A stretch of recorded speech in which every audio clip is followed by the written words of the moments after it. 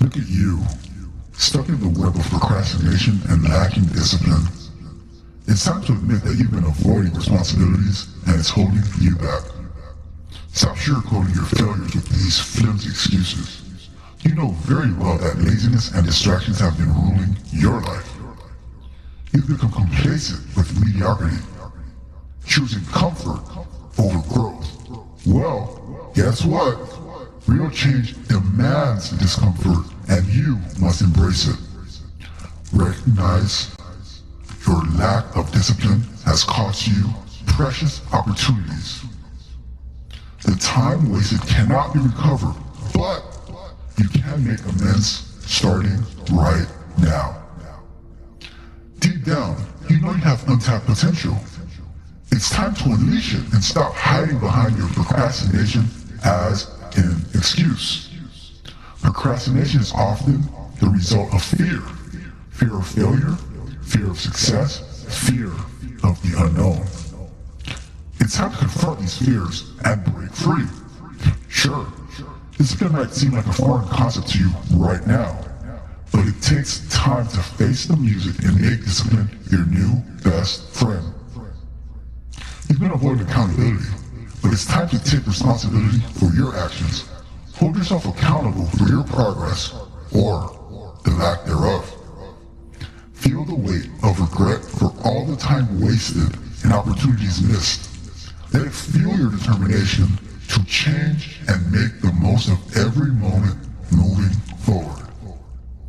Change won't happen overnight, and it won't be easy, but you're not looking for easy. You are looking for growth.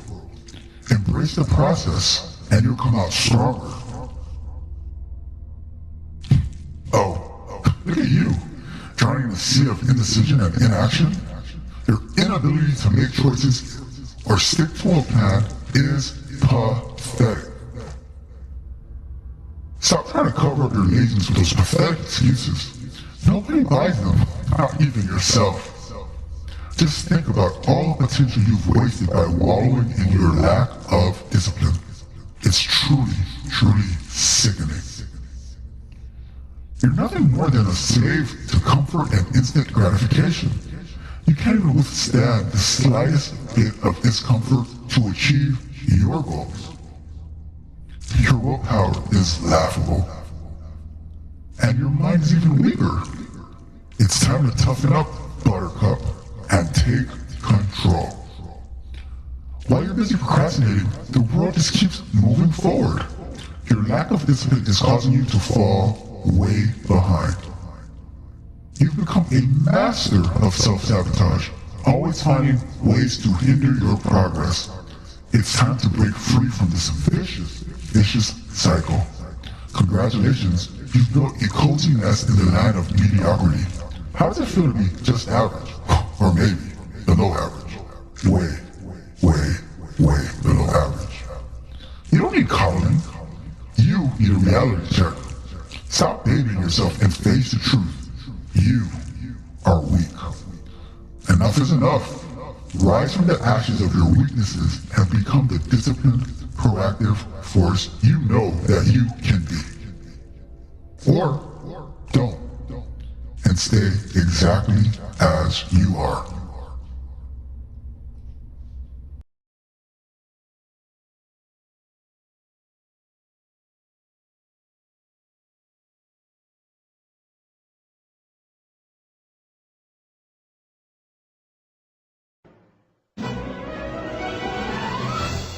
Shoot, Ray. What do you want to do tonight?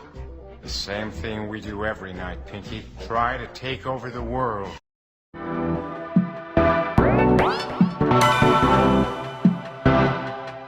You might think that getting into the IT field is impossible without a computer science degree, but Tech Coach Ralph is here to prove you wrong. Get ready for some jaw-dropping revelations on how to break into this lucrative industry. Listen up, tech enthusiasts! Are you ready to break through into the IT field, but feel like you need a computer science degree to make it happen? Think again! Tech Coach Ralph has some exclusive, mind-blowing secrets to share with you. Get ready to be blown away by his jaw-dropping revelations on how to break into the tech industry without a computer science degree. So get your notepad ready, because Tech Coach Ralph is going to change your life forever. Buckle up, because you're about to embark on a journey to success in the IT field.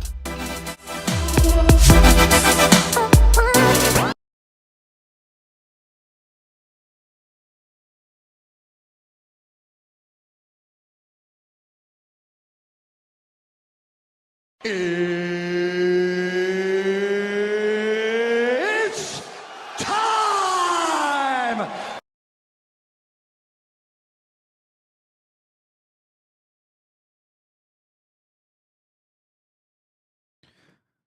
Welcome back, welcome back, welcome back. It is another Sunday edition of Software Explorations. Today we are going to get into Playwright. And look at that, have Amazon packages all in the back. Hold on one second.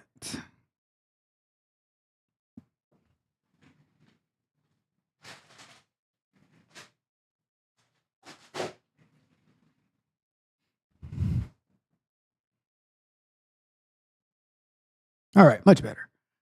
Okay, so today we are going to be getting into Playwright, but as you know, we have to start off with our introductions, our first things first. So first and foremost, I want to thank all of the latest subscribers and for the secret live stream that we had yesterday to the elite group of individuals. That was tons and tons of fun, and look forward to connecting with you guys again. But for today, we're going to put back on our QA hat, and we are going to explore Playwright and figure out how that works. I have never used Playwright before. I've heard a lot of talk about it, and the most I did a Google search on it, and I have it on the browser right now. So we're going to figure that out together. But first and foremost, let's take a look at our agenda for today. Okay, so too many new subscribers to go one by one. Like, we would just be here for the whole time if we were to do that. But I just want to thank all the latest subscribers for being here. You guys are amazing.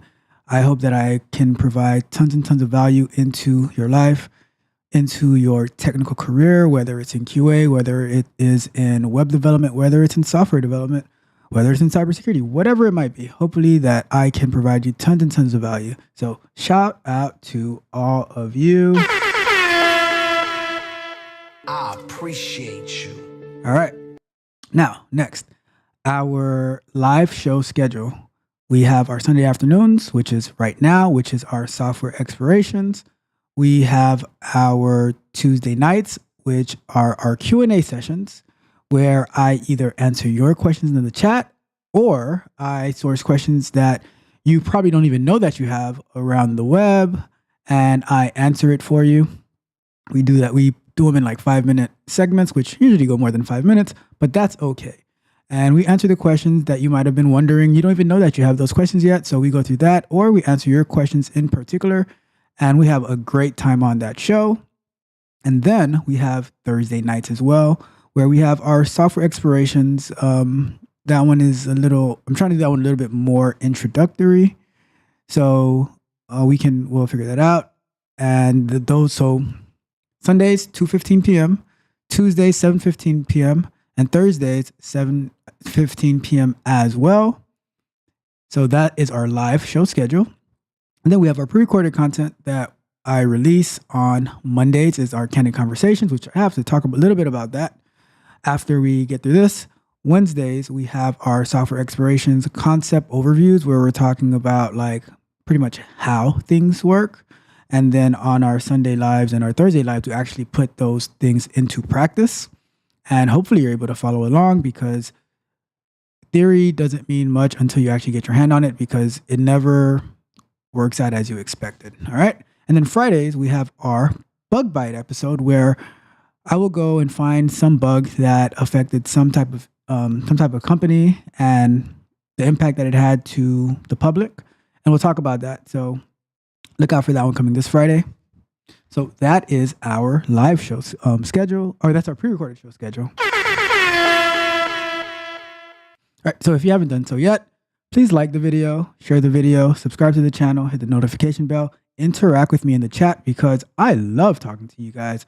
It's very fun to engage and answer your technical questions or answer your career-based questions, answer resume questions, whatever it is. Let me know and I will get to you. All right. So that is that. I am going to, so let's do this. All right. Like I said, I mentioned about the candid conversations. I'm going to skip the icebreaker. I didn't pick an icebreaker this week or for today because I had more important. It's been a very, very busy weekend. And I'll tell you this story, right? I think whatever powers that be, and I'm not a conspiracy theorist whatsoever, but I think the powers that be are doing its best to prevent me from releasing this video tomorrow because I thought that the failing forward video was my favorite video, or not even favorite, but like deepest video. But this one, just like when I was editing it today and listening to it, I'm like, oh, this is rough, right? But it's about what I've been seeing and the pain that I see it's causing to you guys out there, and therefore, like when I interact with you and I can see the pain. In the job, like when you're looking for careers, you're trying to move over and all that type of stuff, that kind of hurts me too, right? So funny story, when I was editing the video, like the sound was off, right? So I adjusted it to be on track, and then after I render it, then now the sound is off the other direction, so it's a mess, right? And it's like, but I'm like, no, I got to get this video out because what's going on is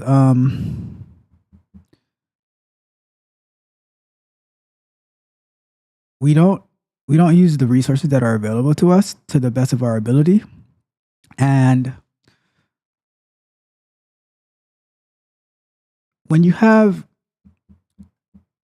all right, so I'm working on something where I'm going to be shifting my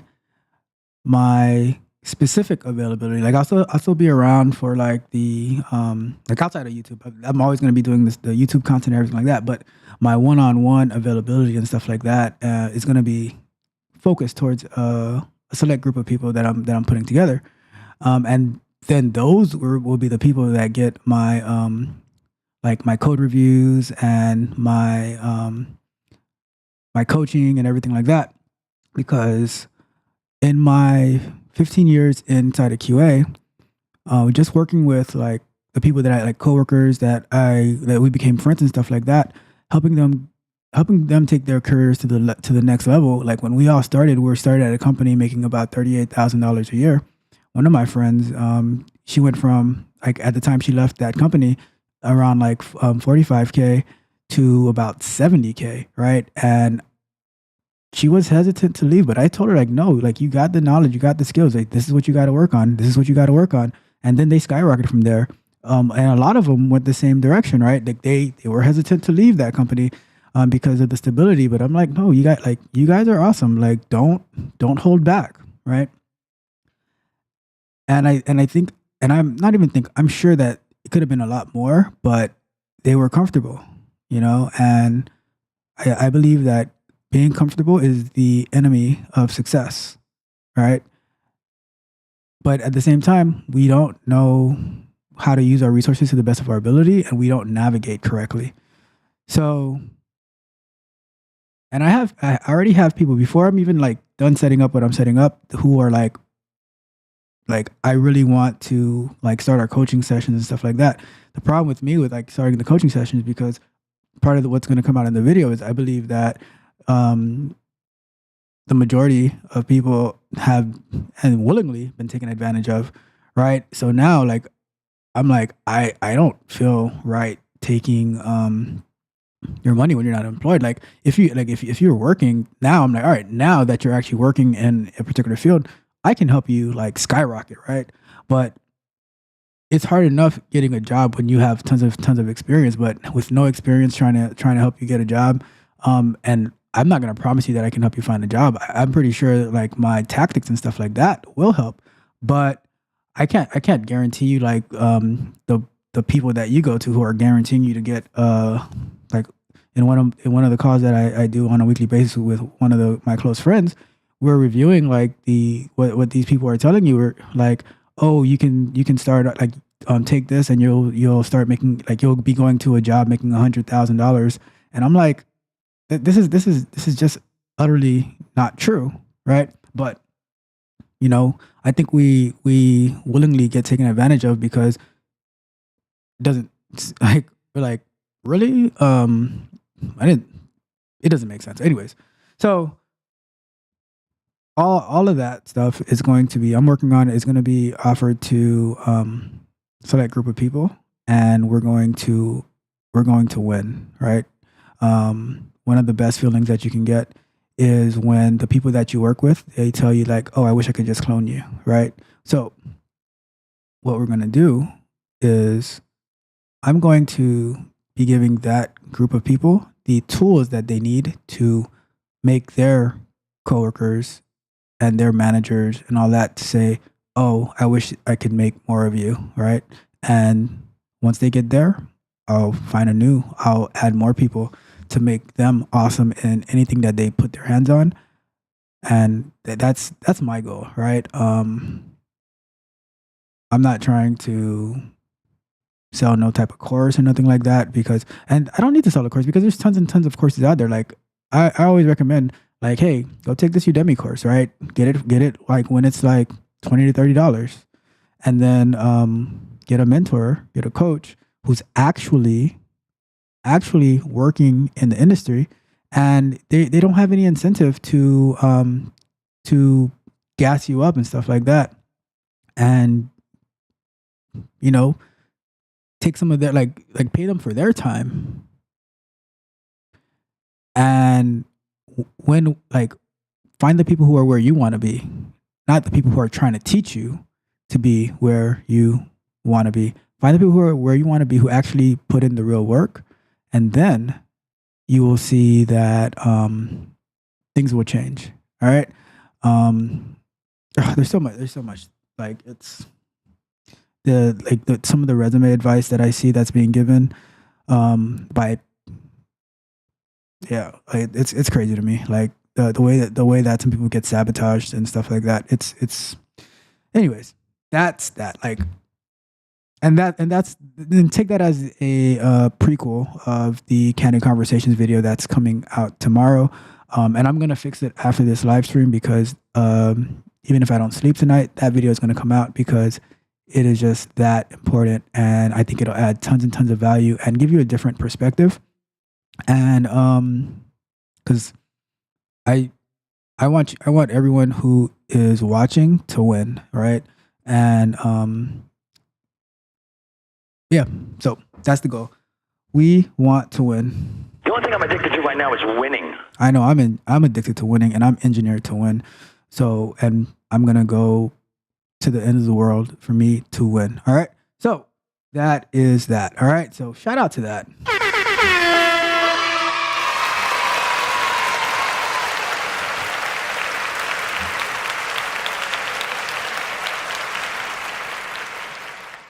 All right. So we are about to get into our coding, but before we do that, as we always do, we have our call for energy. Please offer me your energy. I ask of you, please. All right. So what we're going to do, we are going to put our timer up.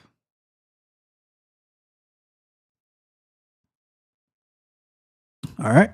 And we are going to go 20 minutes where we work, like we're going to figure out Playwright and stuff like that. And then, and on one screen, I will have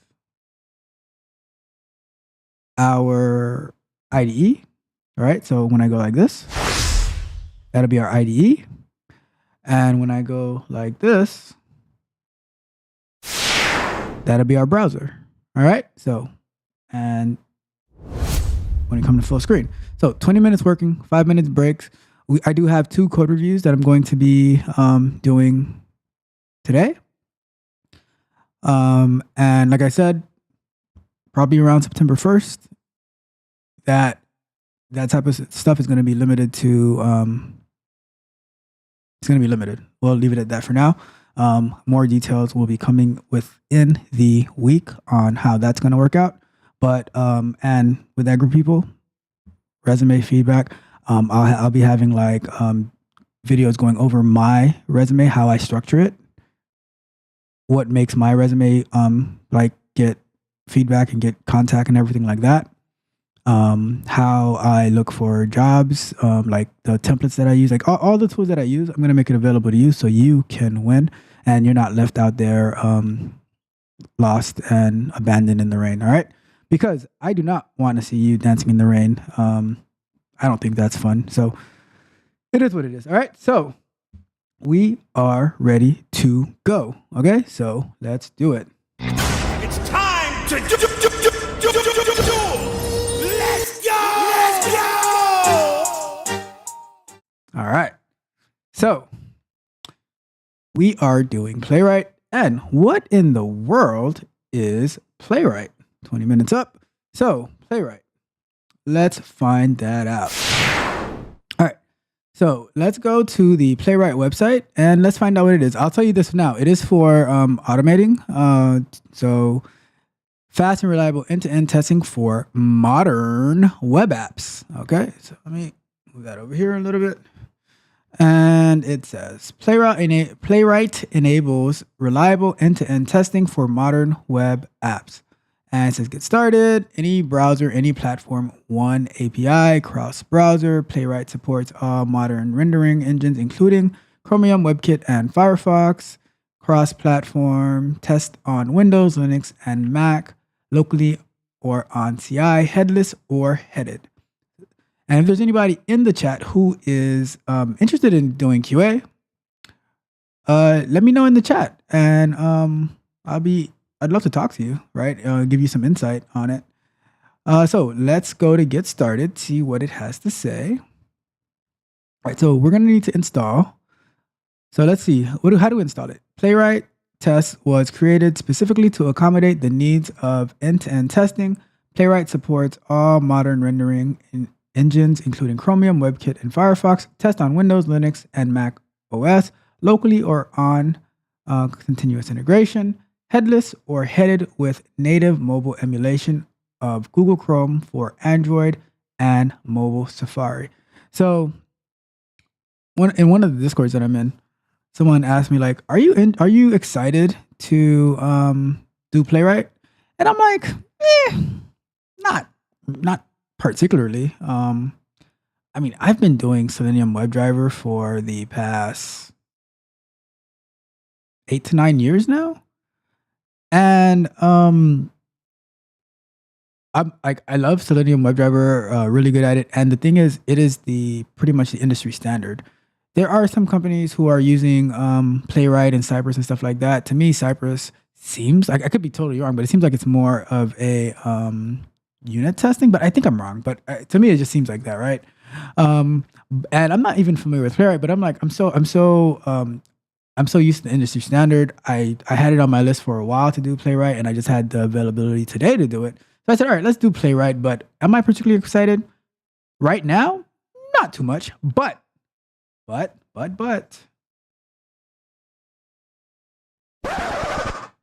can change. As I go through it, we shall see. All right. So let's continue. How to install Playwright. So this is what we're going to learn. How to install Playwright. Right? What's installed, how to run the example test, how to open the HTML test report. Okay, so installing Playwright. Get started by installing Playwright using npm or yarn. Alternatively, you can also get started and run your test using VS Code extension. Well, if you know me well, I don't really use VS Code. I just bought WebStorm yesterday to use that one because I am a fan of IntelliJ. Jesus. I am a fan of JetBrains. I like all their products. I like IntelliJ. I like PyCharm. I like WebStorm. So I got the license for WebStorm because that one does not have a community version, but it was well worth the purchase. So we're going to do npm to install. And then it says run the install command and select the following to get started. Choose between TypeScript or JavaScript. Default is TypeScript. Because I am not familiar with TypeScript yet, we are going to use JavaScript. But I mean, I'm not super familiar with JavaScript either, but I am more familiar with JavaScript than I am with TypeScript. So we are going to be using JavaScript. Name of your test folder. Default is test or E2E if you already have a test folder in your project. Add a GitHub action workflow to easily run tests on CI. Install Playwright browsers. Default is true. All right. What's installed? Playwright will download the browsers needed as well as create the following files. The Playwright config is where you can add configuration for Playwright, including modifying which browsers you would like to run Playwright on. If you are running tests inside an existing project, then dependencies will be added directly to your package.json. The test folder contains a basic example test to help you get started with testing. For the more detailed example, check out the test-examples folder, which contains tests written to test a to-do app. All right, cool. So this is how it gets installed and configured. And the reason that I didn't read this ahead of time, and I waited to do the stream to actually read this, is because I want you to see me investigating new software as well, right? I don't want to just have everything understood and planned out, and then I come to you and I say, well, this is how it works. And now I got it working perfectly, and you don't see all of the trials, the tribulations, the headache that I go through to get new software to work. So it'll look like super easy for me to do. Everything is working as expected. And then when you go and try it and you're like, oh my God, like it's not working. This isn't working. No, I want you to see when things don't work. And it's normal, right? Nothing really works on its first try, right?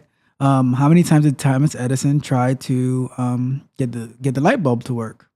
How many times did they try to get the brothers? I forgot their names, but the brothers get the airplane to fly, right? So many times people try, like they have to try over and over and over again until they finally get it. So you don't fail when it doesn't work. You fail when you quit. All right. David Goggins has the saying, I don't stop when I'm tired. I stop when I'm done. All right. So that's why I take you through this step, right? So you can see everything that, like, from saying we want to use this tool, from like even researching the tool, we want to use this tool, and let's see how it works. We're going to read the documentation, then we're going to try to go ahead and install it, and we're going to even try to write our own test. Okay. So running tests, npx playwright tests. Run your test with UI mode for a better developer experience with time travel debugging, watch mode, and more. Then there's the HTML reports. Those look like that looks like a nice report, I must say. All right, cool. So here we are. Let's get into doing Playwright.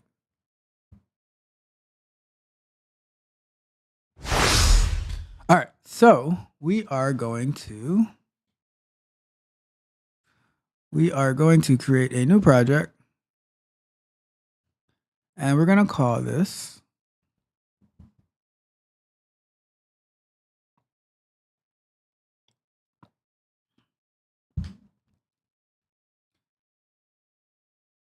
Exploring, or let's call it TCR Software Explorations Exploring Playwright. And let me move this to the other screen. No, it does that.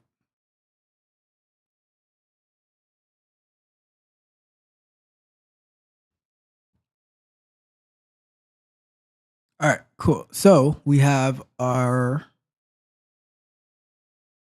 We have our WebStorm up, and we have our project created, TCR dash software explorations dash exploring Playwright. And we are going to, we need to do the installation, right? So how do we install? We're going to need to take this npm init playwright at latest, all right? So let's go ahead and do that. In the terminal, we're going to use the terminal inside of WebStorm, and we're going to type npm init playwright at latest. So the at latest is saying get the latest version of it. So you could, if you know, like if you're looking for a particular version, you could, instead of putting latest, you can put that particular version that you're looking for. But we're just going to take the latest one because we have no idea what we're doing yet, right? So we're just going to go with that.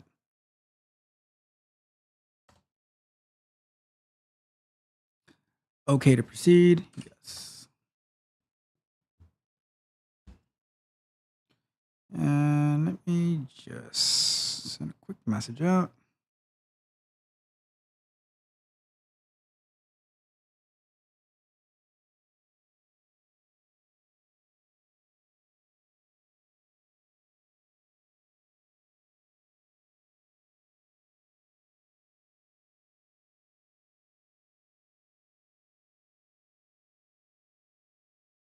All right. So we are going to choose JavaScript for now, but we will eventually get familiar with TypeScript because we are looking to conquer every single testing tool and figure all of that out. So we're going to do a no for the GitHub action for now. Install Playwright browsers can be done manually. Let's just say yes, right? To keep it simple for now.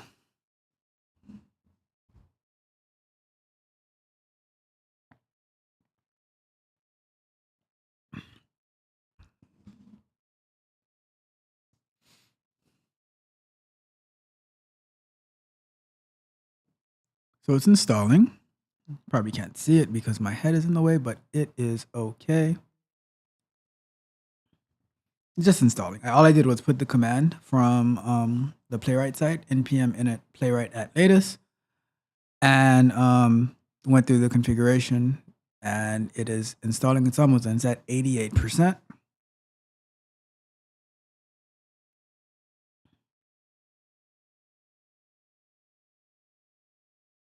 Oh, okay. So it has to download the.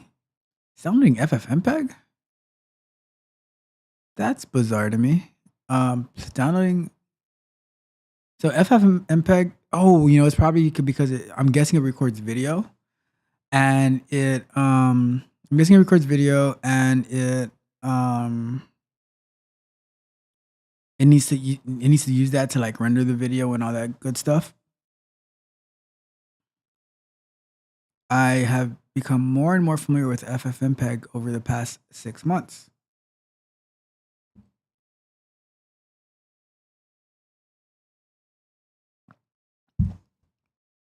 All right, I think we're done. So, what's up next?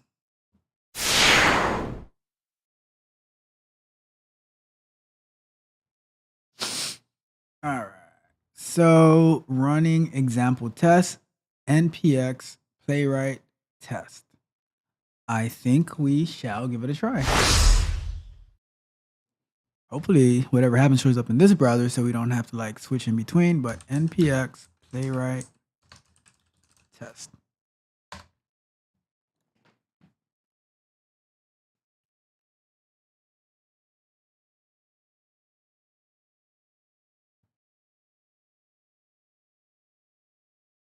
Something is happening. Well, 6 tests passed, but I didn't see anything happen. Let me move myself so you can see what I'm referring to.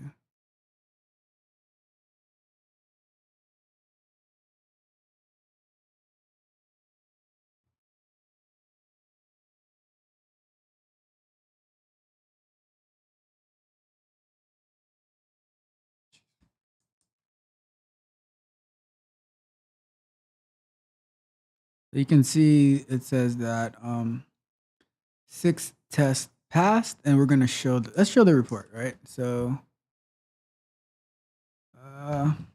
NPX.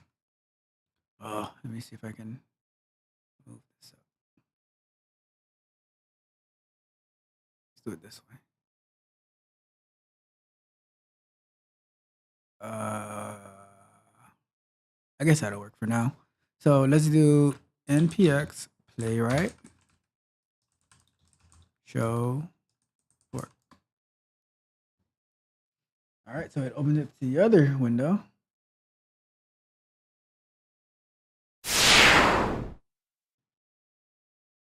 All right, so this test example.spec.js has title, get started link, has title, get started link, has title, get started link. So I wonder if I can expand it. Before hooks page, go to playlist.dev, expect to have title after hooks. Okay, so the before hooks are what to execute before, and the after hook is what to execute in the end. All right, so.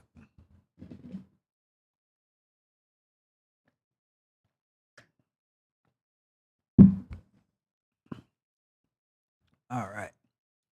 So we are going to do, so let's go back to here.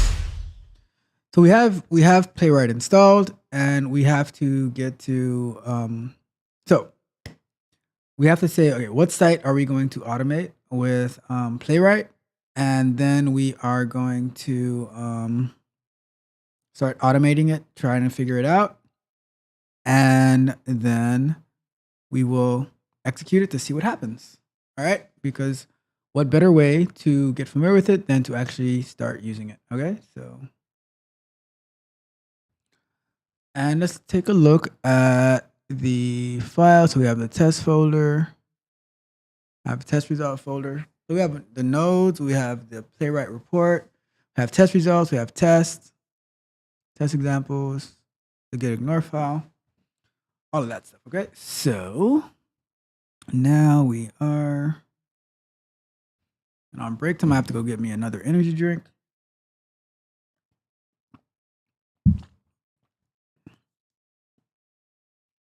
All right, so let's take a look at this. So I'm gonna move this back down to the bottom.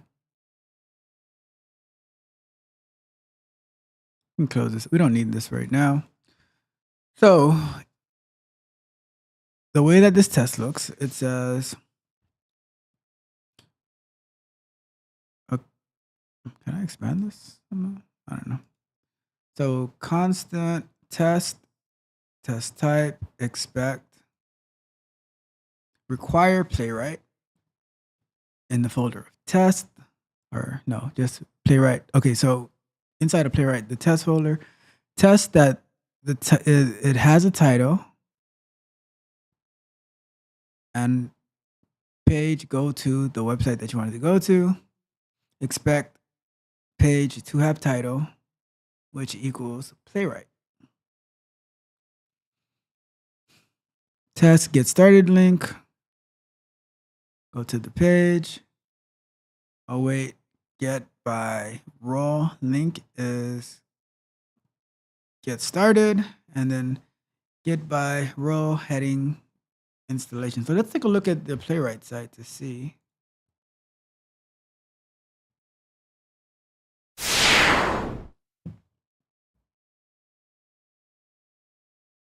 Go to homepage.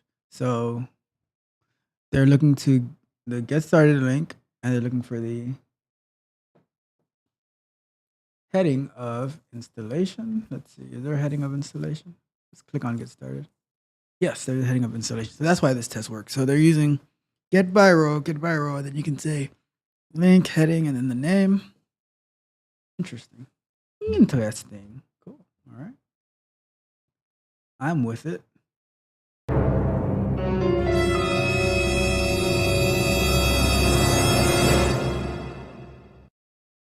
All right. So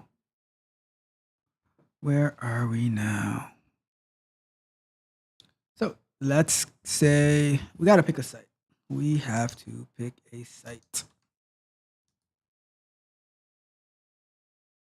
Let's see here. Any website suggestions?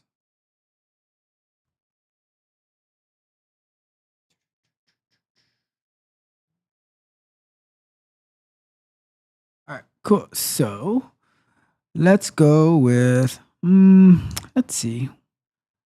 I want to go with, let's do an airline. I haven't done an airline. Let's go with like Southwest Airlines, right? That's a cool site to try it on. And we'll try like doing a booking flow and we'll get familiar with how Playwright works in general, right? So here, let's click on writing test. And all right, so Playwright tests are simple. Then they perform actions and assert the state being expected. There is no need to wait for anything prior to performing an action. Playwright automatically waits for the wide range of actionability checks to pass prior to performing each action. Okay? Lunch break! Lunch break! Cool. It is our lunch break. I am actually going to get my lunch, which is an energy drink, and I will be right back. But in the meantime, you can listen to this amazing track or beat or whatever you musicians call it, produced by a very close friend of mine for like almost the past 20 years. It's the same song you heard in the intro, so let me get that up for you. Let's go to full screen. And we're going to do this.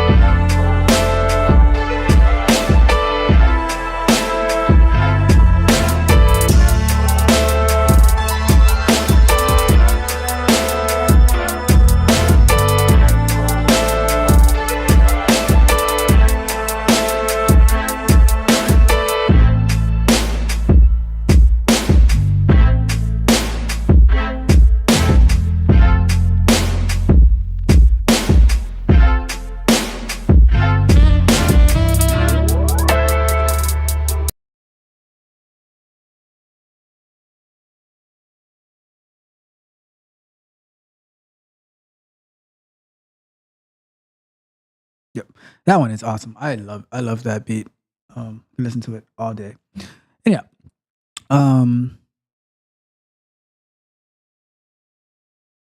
Check the chat, make sure I am not missing anything. I don't think I am because I do have it working on the screen today, but just want to double check.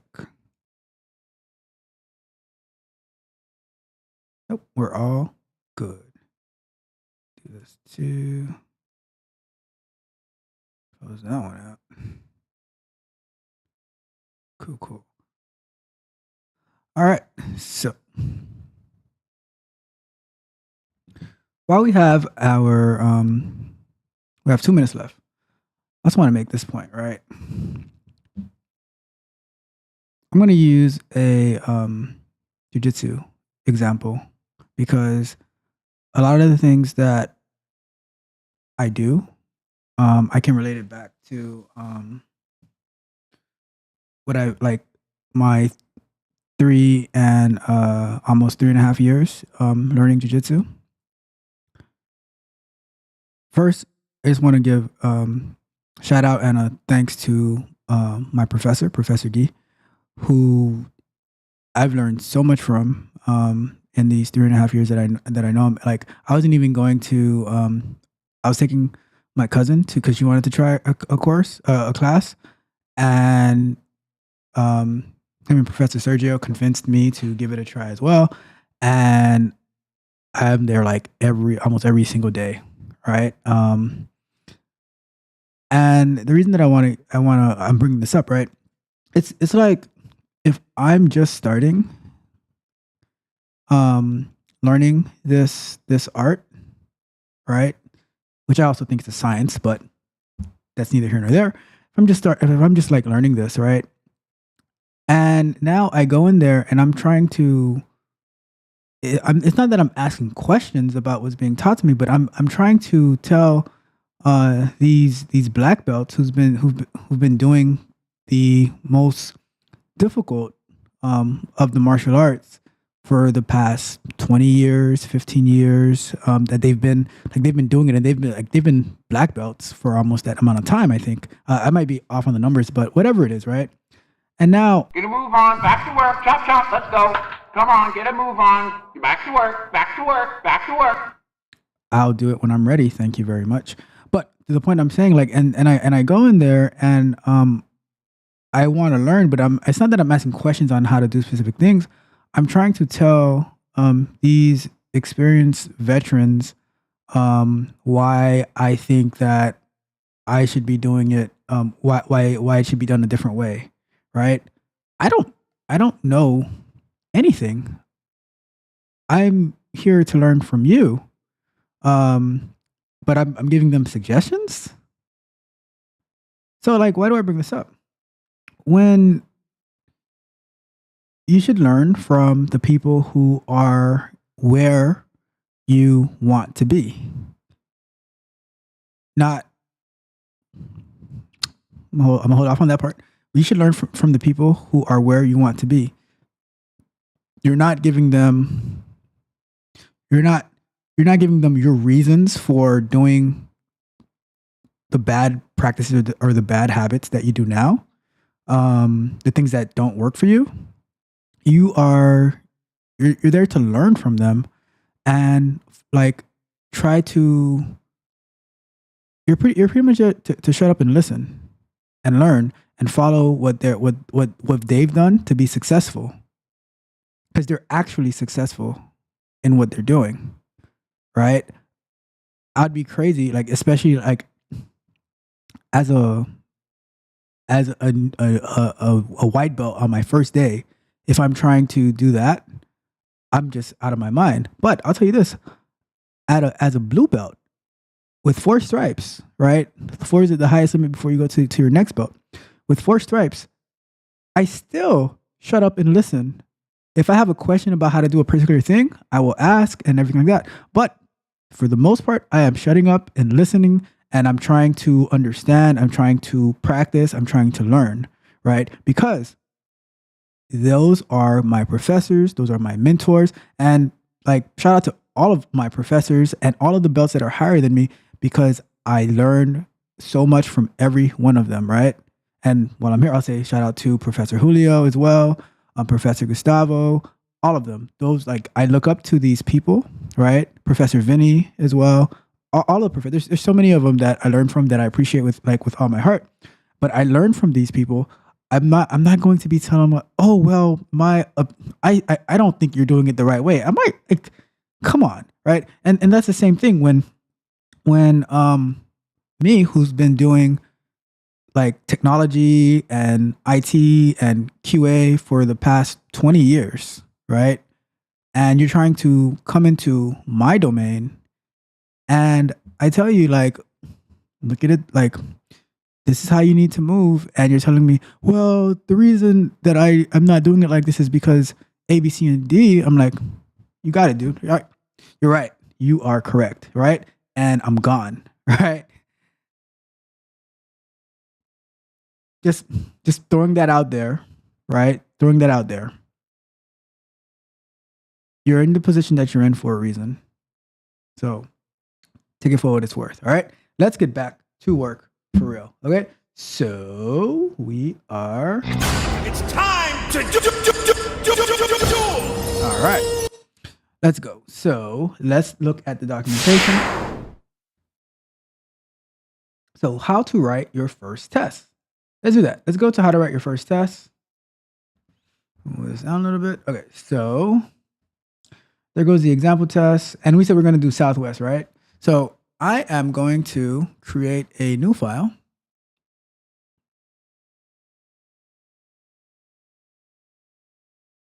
It has to be a JavaScript file.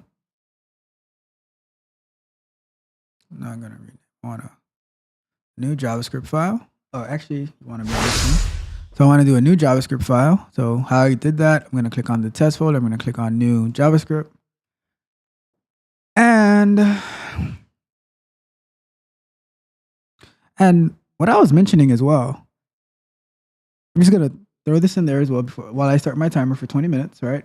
I'm going to throw this in as well. And this is the reason that I am going to be creating my group of people who I will work with closely to get them to the level that they want to be at. And while I am a somewhat compassionate type of person, I will get rid of you in a heartbeat if I don't believe you're putting in the work. All right. So I'm compassionate, but I'm also ruthless. All right. So I'm just putting that out there for if you want to join me, be ready to work, be ready to win. Right. If you wanna stay where you're at, then maybe I don't know, go do a boot camp or something. Anyways, we are moving on. So we are creating our file. We're going to name this. Let's just call it Southwest Booking Flow.spec, just following their naming convention. And we are going to create that file. And we have our JavaScript file for Southwest Airlines, all right? And what I'm going to do, I'm going to put this one next to that so we can kind of have a reference point. And then we can go back and forth between our shared screen and our shared screen and our we can go between the browser and our WebStorm IDE. All right.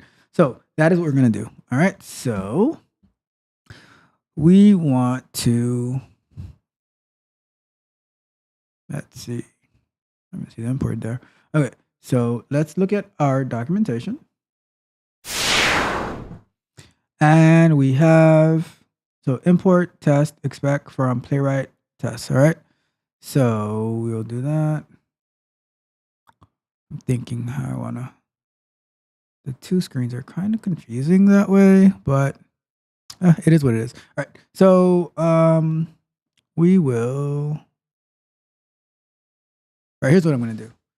I'm going to make it a little easier. I'm going to put them next to each other for now. And then if we have to, I'm going to not use this. We're going to go like that. We're going to go here. I'm going to do this one on the bottom. We're going to go here. Then we are going to do tile to the, before I tile, I'm going to duplicate this. Go here. Doing all the setup just so we can have a good view. So I don't want to keep going back and forth to the different screens. I want to have a side-by-side view. So we're going to go here. Let me bring this one over. By the way, I just have to share this news, right? So it might be useful to someone in the Discord as well. But the news is on the, whoever has, like, if you have a like at least the 2020 version of the MacBook Pro M1 chip, you probably know that you can't connect it to dual screens without having like some configurations and a special adapter and stuff like that. And it was driving me crazy like for the past year. And then yesterday I'm like, I need to have like dual screens for the show that I'm doing last night. And I mean, I just needed it in general because it just makes it so much easier. And I went ahead and I found one that worked on Amazon, and I ordered it same day, getting there in like a few hours, set it up, and it has just been heaven.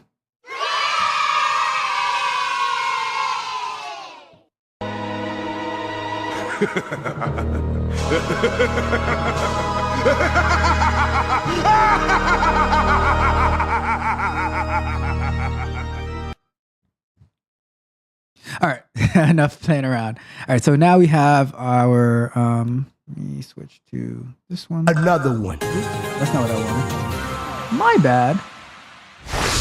All right, so now we have our, and we don't really need to see this one that much, but we have Playwright on our right side, and we have WebStorm on our left side. All right. So we are going to follow along with what the example says, and then we're just going to start doing our own stuff, right? So let's start to code, all right? Let's get to the good stuff. Import test expect.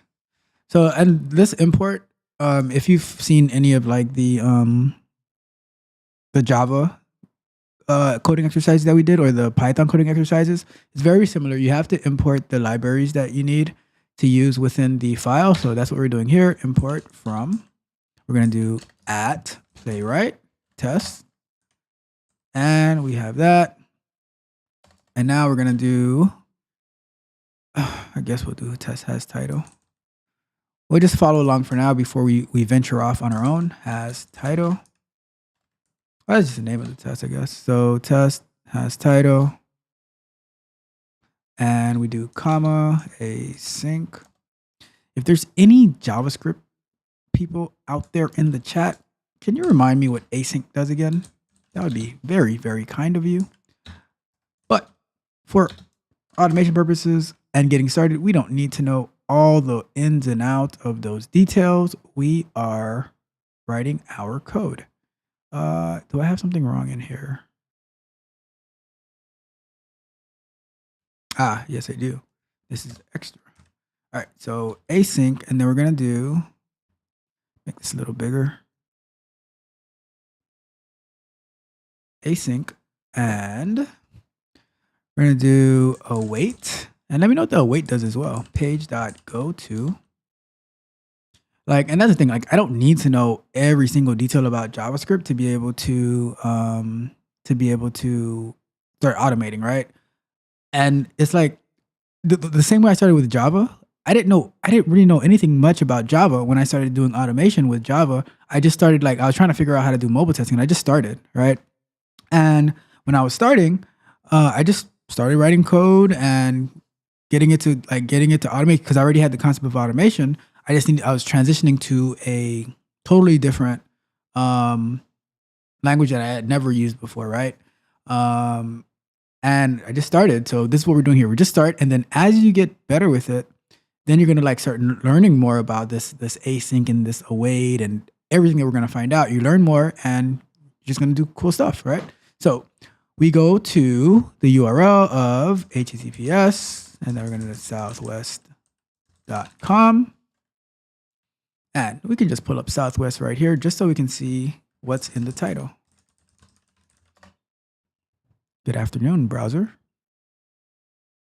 And Southwest Airlines. So let's just say, all right, so we're going to go here. So Southwest Airlines, and we say, close with a semicolon. And we're going to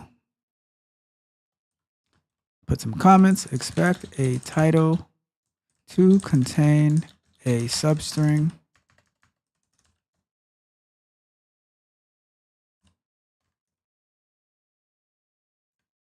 and we're going to do await, expect, page,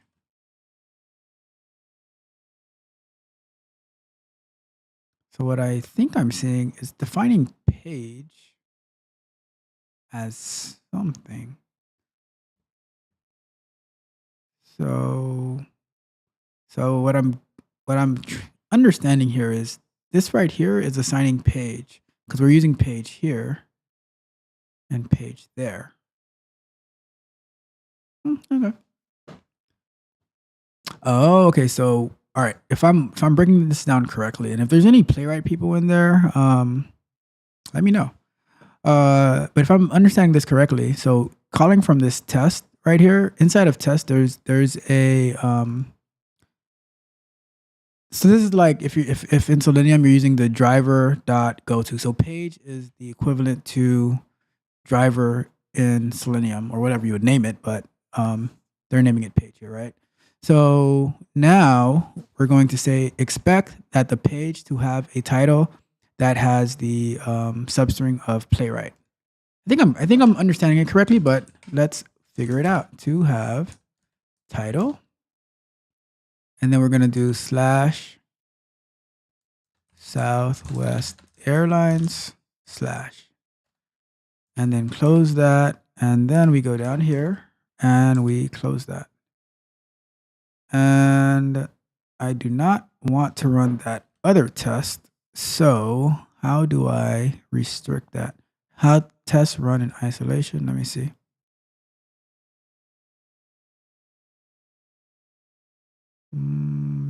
Playwright test is based on the concept of test fixtures, such as built-in page fixtures, which is passed to your test. Pages are isolated between tests due to browser context, which is equivalent to a brand new browser profile, where every test gets fresh. That's not what I wanted.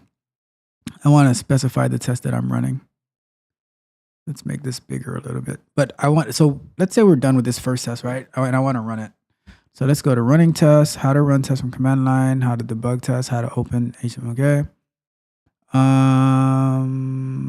Running tests in UI mode. Run your test with UI mode for better developer experience. Okay. Command line. So running a single test. This is what we want, right?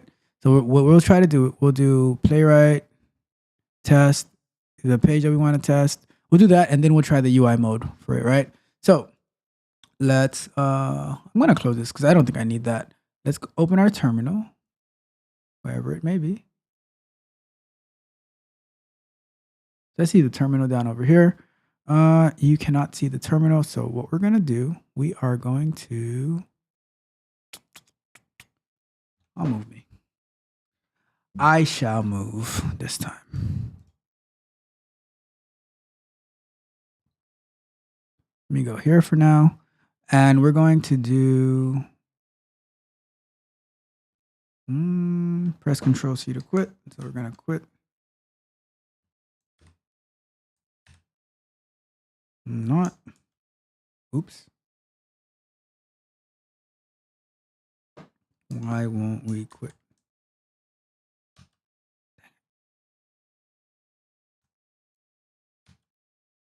Jesus. Let me see.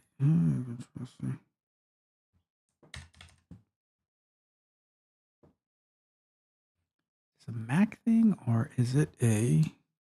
You just open a new browser though. So let me see. Let me see. That's annoying.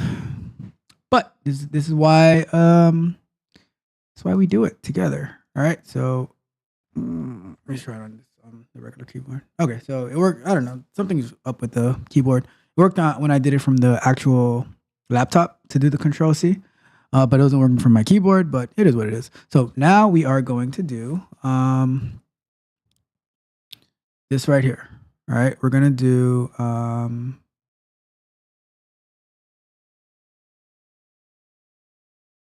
npx playwright test, and then we're gonna do the name of the file, southwestbookingflow.spec.ts. All right, so let's do that, and let's go like that. Make that a little bit here, and we are going to do npx playwright test and Southwest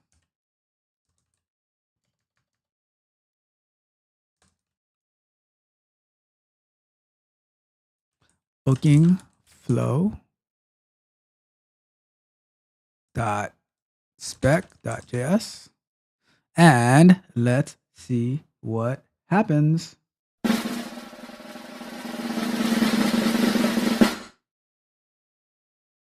All right, something's happening. We're running 3 tests though. Why 3 tests? I only have 1 test.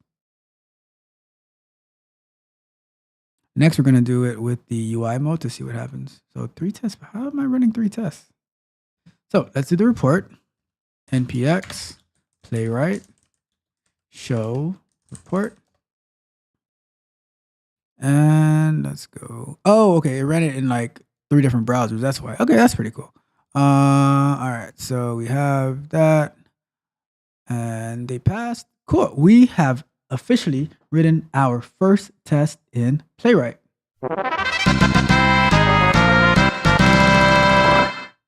So far, what do I think about it? I'm still not like super impressed by it. It's I'll tell you what I like. I do think the reports look pretty nice.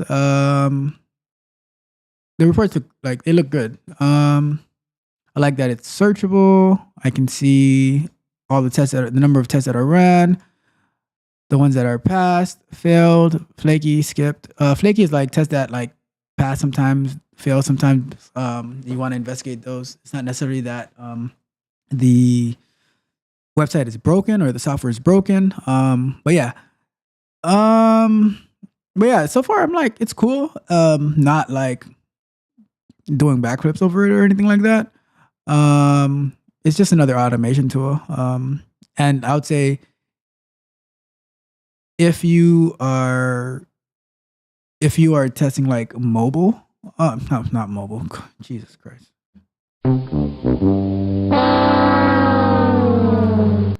If you're testing like a web-based application, then Playwright might be the right call, especially like if the website is being built in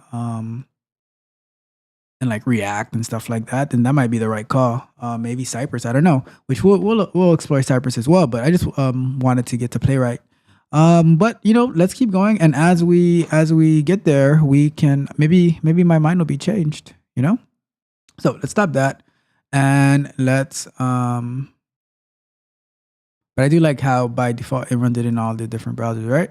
So now let's add some more tests. So we are going to. All right, let's look at how the interactions work, and then we can have Southwest up, and we can start switching back and forth to see what we want to automate, and go from there. Okay, so let's see. So interactions, go to Playwright will wait for each page to reach the load state prior to moving forward, and then interactions performing. Action starts with locating the element. Playwright uses locator API. For that, locators represent a way to find different elements on the page at any moment. Learn more about the different types of locators available. Playwright will wait for the element to be actionable prior to performing the action. So there is no need to wait for it to become visible. I think we read that already. All right, so create a locator. Constant get started equals page.get by role link name get started. All right, so this is for, in most cases, it'll be written in one line.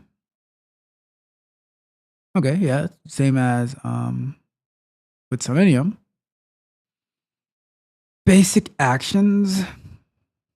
After I'm done with this, I'm putting Playwright on my resume.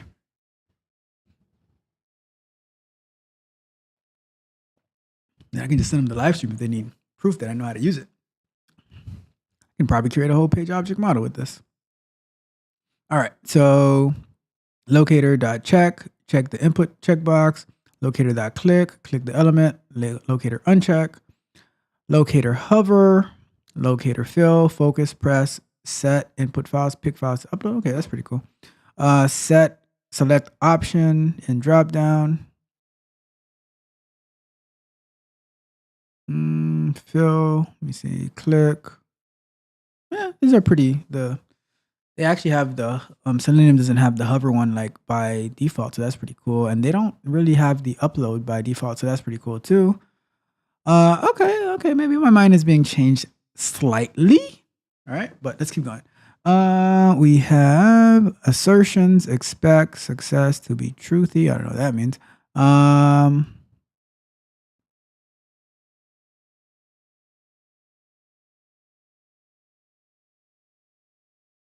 All right, so let's do this. We are going to write out the steps that we're going to take on this on the Southwest Airlines website. I'm just going to do it in here, right? So our well, that's very yellow. We're going to say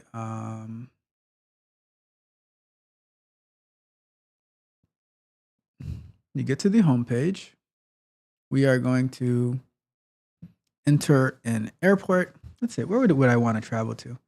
I'll leave it as any suggestions on where to travel to? Let me see. How about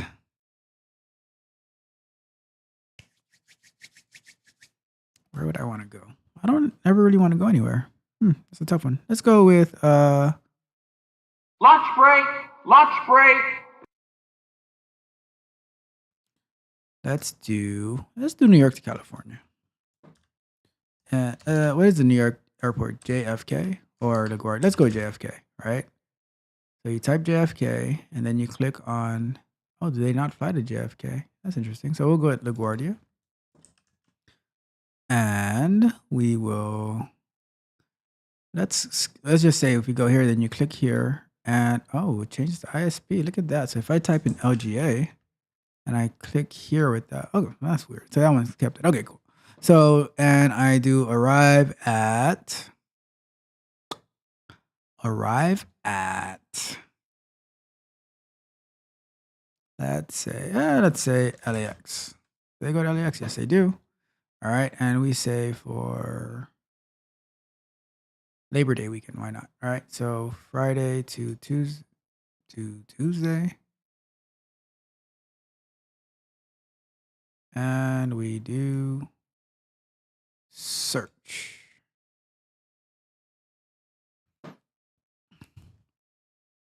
So this is the flow. And cool. When we come back from our break, we will look more into it. But we're just figuring out the flow that we're going to be automating. Cool. So this is getting good. I am enjoying it for the most part. Using Playwright, I mean, it looks. I guess the reason that I'm like not super crazy about it is because I'm used to automating, and like at this point, whatever tool that you use to automate, it ends up being the same concept and everything. It's just a different tool, different language possibly, but the concept is still the same. You're still going to need to choose your locators and stuff like that, which, as I always say, choosing the locators is the most important part of your automation, because with bad locators, you're going to have tests that fail all the time. All right. So that is what happens in that situation. Let me check the chat to see what's going on. If there's nothing there, we will probably start off with our code reviews. So what I want to do. Let me see.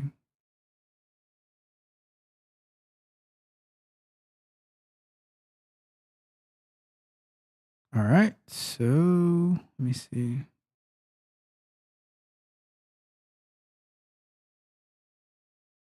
Cool. Let me see.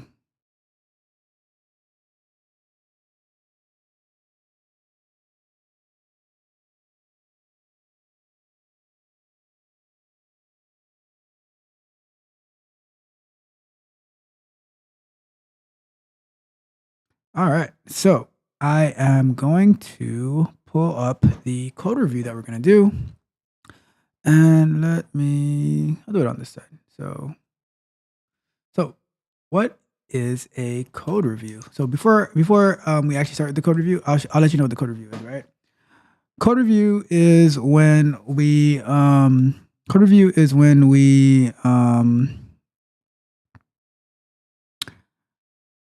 you write it's mostly I mean, you should always do a code review, but it's mostly on the software development side of it, the like full stack development, software developers and stuff like that, building the software, where they'll write their code and then they'll submit it for code review to the other developers, and then they'll give feedback on like how the structure of the code is, asking like why are you doing it this way, give some recommendations and all that. And then you make your adjustments, and the code review needs to be approved before it gets merged into the main branch. I mean, other than approved, it also has to be tested and everything like that. But what we're doing is for like people who are learning automation, I have them to do like through GitHub. They'll upload their code, and then they will create a pull request, which they've been having some struggles getting those pull requests up. But the reason that I insist, I'm not going to review it unless you do a pull request in GitHub, is because when you get into the real work environment and you need a code review and you don't know how to do a pull request, you're gonna look. It's not going to. Or if you're messing up on pull requests and stuff like that, like trying to request it, then you're going to have some issues there, right? So that's why I insist, like in order for me to actually do the in order for me to actually Appreciate you. welcome, Jason. Welcome to the channel. Great to have you here. So the reason that I insist on them doing the pull request in GitHub is so I can leave comments on the code, and so that they can actually have that real working example of what they're going to be subjected to when they are in a work environment, right? I believe you should prepare to work as if you're actually working. So set yourself up, set up Jira, set up a work in a Scrum, like work yourself in a Scrum way in everything that you do. So when you get into that work environment, it's just you're just like transitioning right in, right? More of that is going to be. I'm going to have more details about that, but that'll be coming later on in a different location. So let's get to this code review before the timer runs out, but we'll probably pick it up in our next break. Maybe I can do one code review because I have two code reviews to do. We have 20 minutes coming. What time is it now? I want to be done by like 5:30 Eastern time. So it's 3:47. So in our next session, we'll probably do one code review for that one, and then our next session after that, do another code review to finish that up. But let me start pulling it up. GitHub, and we will do this one first. And let me see.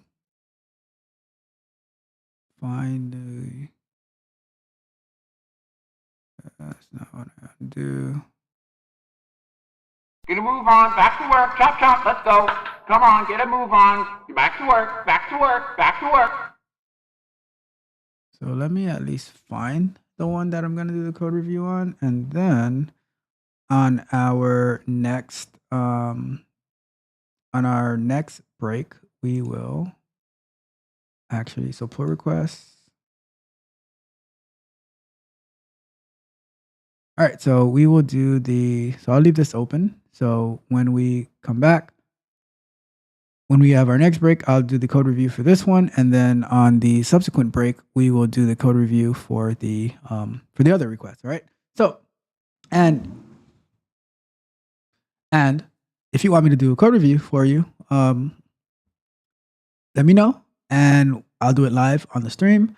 And because the reason I do it live on the stream is because it gives the viewers an understanding of what to expect, like the type of feedback to expect once you're like learning automation as well. I'm giving you like real feedback of how to do it the right way, but then you also get that work experience of how other developers and QA engineers are going to leave feedback for you as well. And you learn how to use GitHub the right way. And I say the right way. There's like so many other parts of GitHub that even I don't know, but the code review part, I'm pretty familiar with that, and I can help you with that, right? So that's why I do it this way. If you want to get your code reviewed by a 15-year veteran, then let me know. Add me to the reviewer for the pull request, or email it to me or whatever the case may be, and I will do it on a live stream.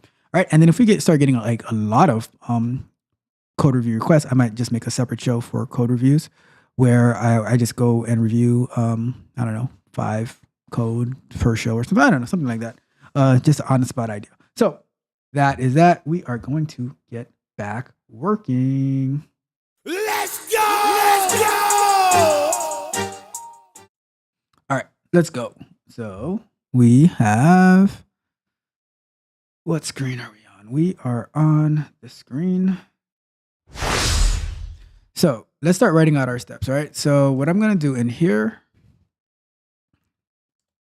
I'm going to choose JFK for departure, choose LAX. Actually, no, we're choosing LGA, actually, because they didn't have JFK. LAX for destination. And choose dates. Let me see. We will go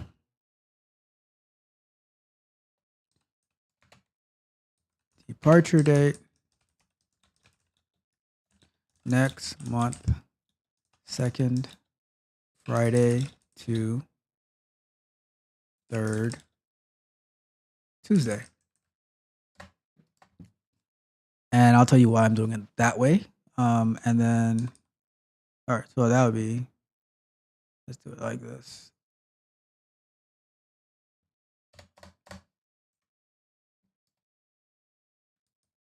Return date. Yeah. Okay, so we have that. Return date, 3rd Tuesday, and then we're going to click search button. All right. So as we navigate, let me fix my for a bit. All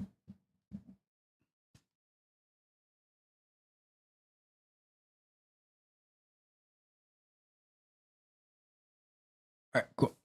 So as we navigate the Southwest site, we will be documenting what we're going to be doing. All right, so we're going to say,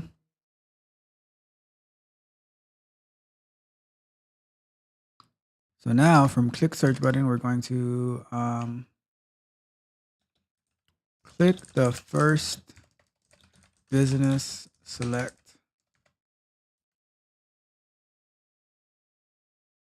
flight, departing flight.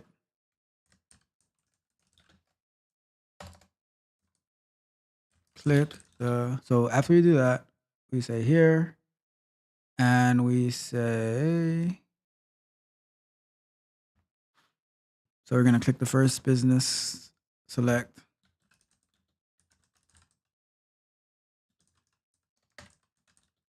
returning flight. All right.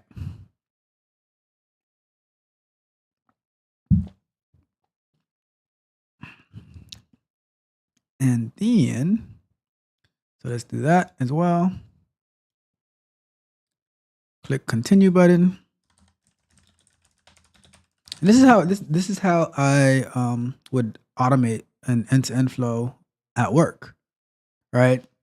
And well, I mean, and I say at work. At work, we have like we use Python, we use Behave, but I would write out I would write out the whole flow that I'm going to do, and then I'll start automating it one by one, and then I'd run it to make sure as I'm writing, because I don't want to write a whole bunch of code and then the whole thing doesn't work, and I end up wasting my time, wasting my company's time, wasting my team's time, right? I want to see like as I go along, I want to see things working. So that's what we'll do. We'll run, we'll write code, we'll run, we'll write code, we'll run. That is part of the that is part of a development principle that I follow, where get it to work, refactor, get it to work, refactor, and you just iterate on that over and over and over again. All right. And I can share that book with I'll share that book, the books that I use to continue to get better at everything that I do. So yes. So click continue. So we're gonna click continue.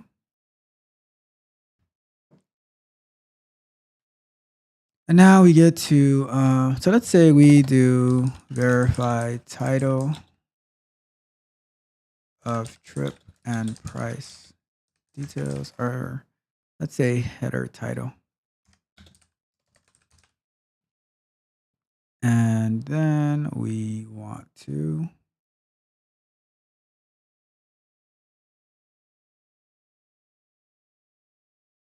click continue again.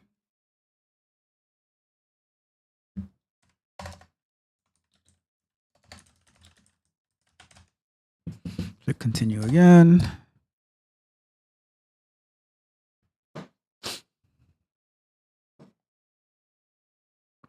So now we have to fill out the form.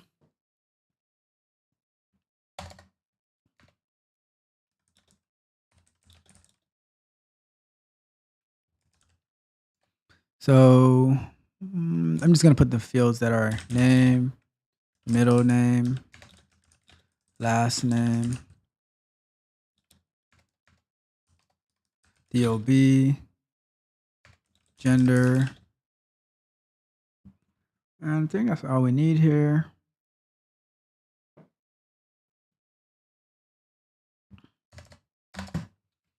And then contact method, phone number, and then we get to credit card information, enter billing info, card type, CC number, EXP date, CVV code, first/last name on card,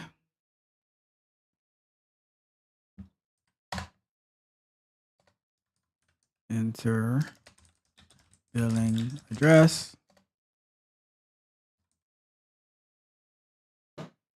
we have the street address, city, state, zip, and phone number. All right, and then email address for receipt,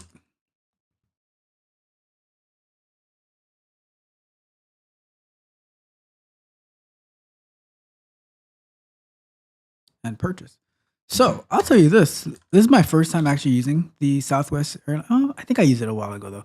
But this is like I don't know how it was. Like I used it like maybe 4 years ago, and I don't remember how it was, but their booking flow is straight to the point. They have like you're not clicking on next and all this confirmation. You fill out this information, all this information in one page, and you're done. Click purchase button. All right, so we have that, and now we are ready to start automating.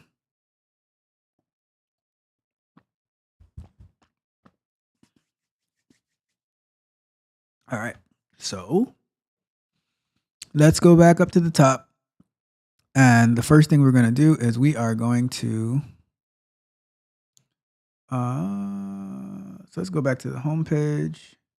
for Southwest.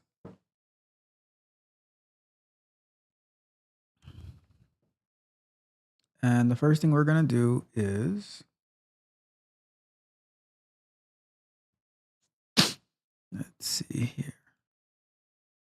Look at our code. And we're going to say,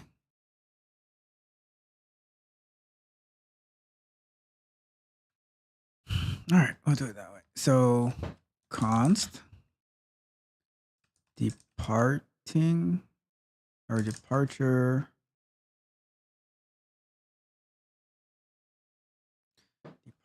input field. That's how I normally name my things. And I say page dot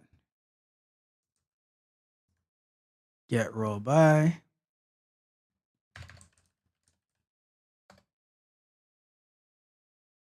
And I don't think that's gonna work, but let me see. Let's look at the locators API.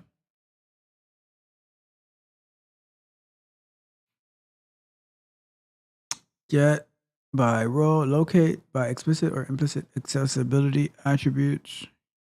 Get by label, get by role, button. Oh, okay. So what are my options for get by role? So let's see if there's a name. I don't know. This is all right. Let me see. So what we'll do for this one, we're just gonna enter the LaGuardia and the LA and the Los Angeles airport, and we'll see what goes on, what happens from there. So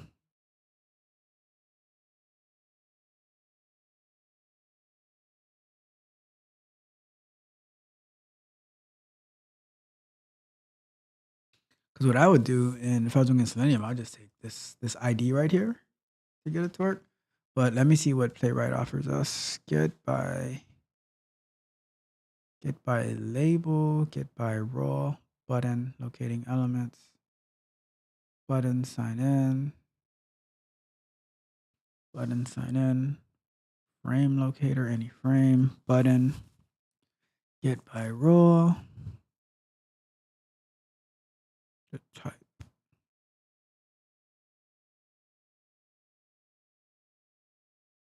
Get by label.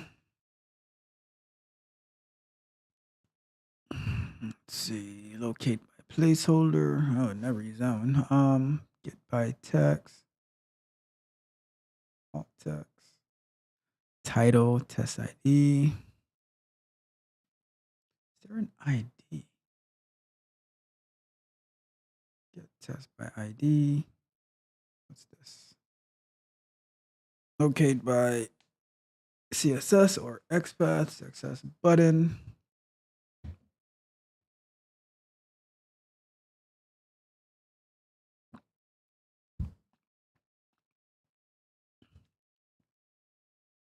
Can be tied to DOM structures implementation. These selectors can break when DOM structures change.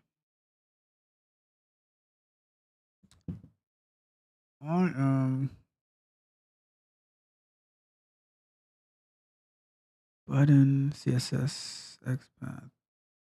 I want to just use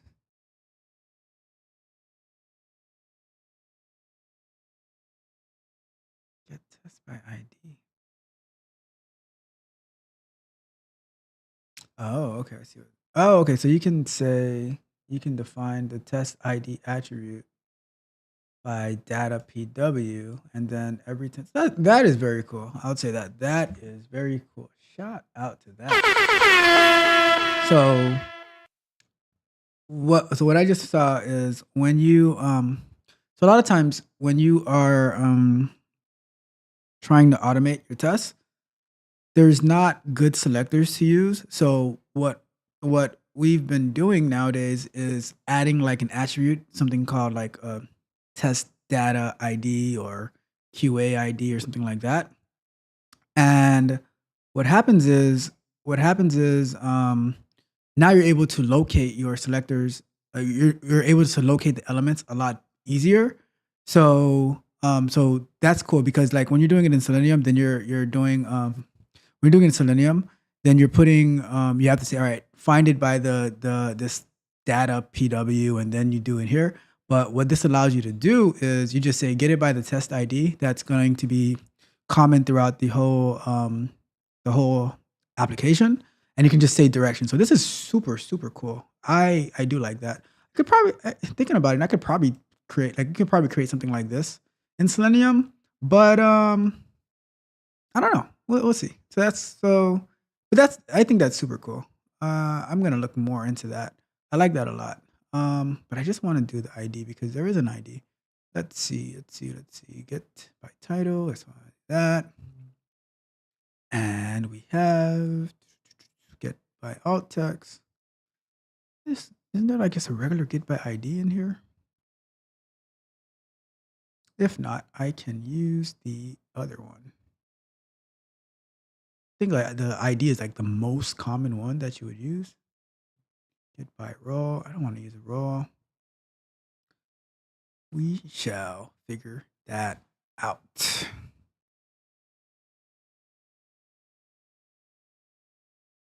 All right, so this is what we're gonna do. We're just gonna use a regular locator of, and then we're gonna test it out before the 5 minutes are up because we want to.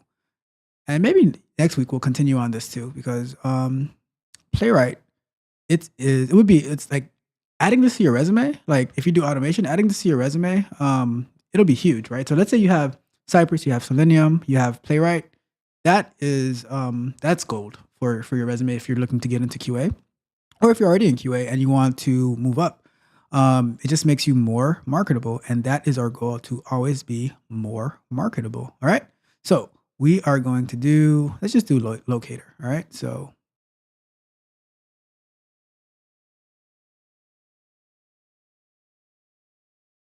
All right, so we're gonna do get by, so page dot locator.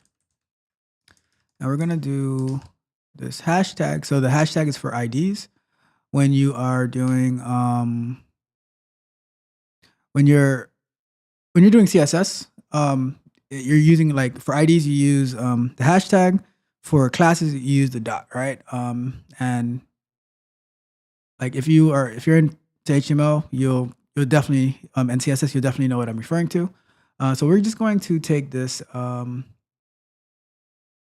gonna find this ID right here. Should have had a name, but they don't. But we're gonna take this ID right here, and we're going to put it here, right? And then it's a long one. And then we're going to look at this, and we're gonna go back a page so we can get back to what we're coding. So now we know how to get the ID. We do selector, and we're going to do get by role. So we're going to do this is what we need to fill, right? So we're gonna do dot fill, and the value we're gonna put is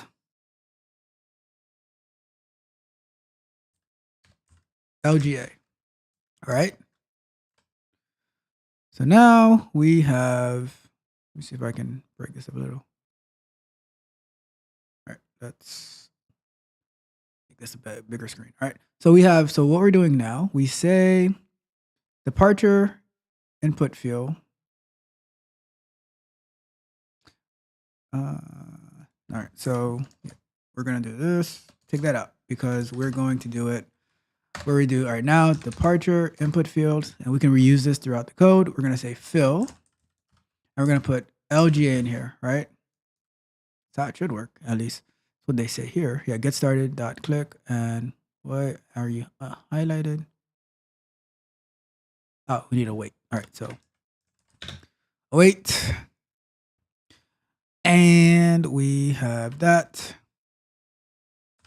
So wait, departure input field, and we're gonna put LGA in there, and let's just do the same thing for our destination.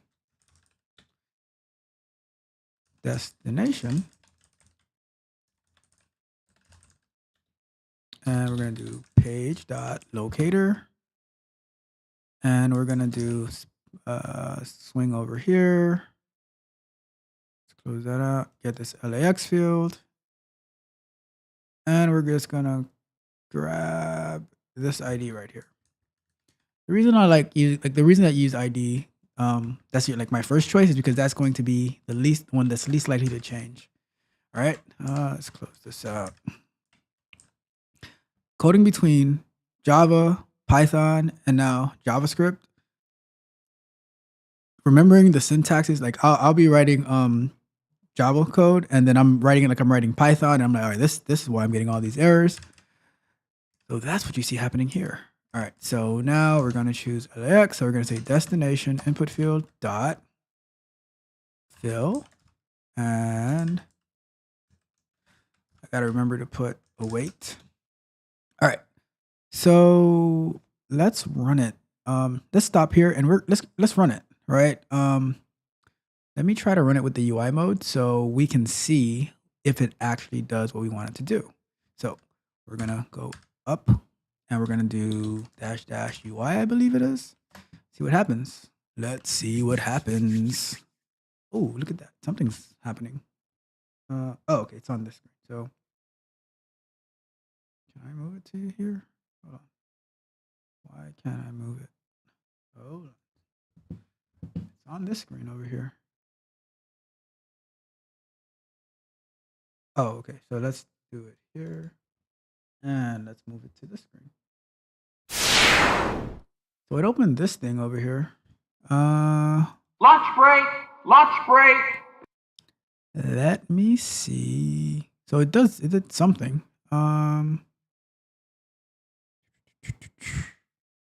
It did something. Let me see. Do I have to click play? Let's see if we click play. Okay. So let's see. You're right, Randy. Let's do it.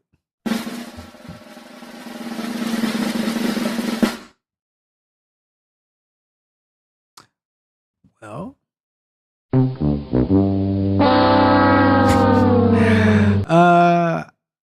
So this. Oh, do I have to click play again? I have to click play for each step.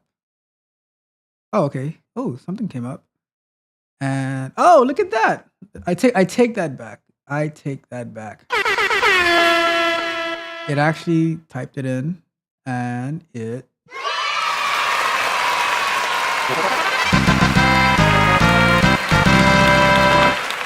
You the best. all right. So that's pretty cool. Break time. Let's go on break. All right, so that's cool. Like, I'm not familiar with this whole UI thing of it, and it's now just doing its own thing. And yeah, so learning Playwright, that is what we're doing, exploring it, and so this is actually, I'm going to say I'm liking it more and more because of these features that it has available. I don't really need it to run in all the browsers, but it is working. So that is good to see. Oh, and it tells you like where it's running in the code as well. So can you guys see that over there? Before we go on break, just want to looking at all the stuff that it's doing. That's pretty cool. That is pretty cool. All right, I'm going to stop it. Or doing stuff. Stop it. Stop it. Stop running. All right, we're just gonna let it do its thing in the background. We're on break. And we say, greetings, everyone. Hi, Randy. Great to have you here. I have seen you around and you are super cool. So great to have you here. And the drum roll and the celebration. Thank you so much for being here. Amazing. I hope you are having a good time. I hope you are learning. And if you have any questions whatsoever, ask. Anyone, any questions you have, feel free to ask, and we will get into that. And but if there's no questions at the moment, let's get into our code review so we can give some feedback. All right. So is this thing done yet? All right, cool. I'm going to just move this to the side. And so code review. Yeah, like I was saying earlier, code review is important because it gives you feedback on your code, especially if you're learning. It's invaluable to get code reviews. So that's why I am doing these code reviews. So the audience can have an idea of how that works, especially if you are in tech. It is super important for you to like get feedback on your code, because that's how you get better. Because like your first code is going to be atrocious. It's going to be terrible, right? But that's why you want to get feedback from someone who's been doing it for a long time. Because even myself, right? I'll write some code and then I'm like, and then a few months later, I'm like, oh, I could do this a lot better. And then I can refactor and everything like that, right? So, get ignore target project. All right. So I think I gave this feedback the other time, but I'm just going to say, this should be, and what happened with this too, when I, like the last time I did this code review, they, did I put my 5 minutes up yet? No, not yet. Let me put my 5 minutes and then we'll keep going. When I did this code review last time, the person I'm doing the code review for, they're trying to figure out how to do these requests. So I said, like, when you do keep it in the same branch, make your changes and then push it up, and then I'll review that, right? But you know, that's like we're all learning, and this is fine. So this should be in the .get ignore. So what get ignore does is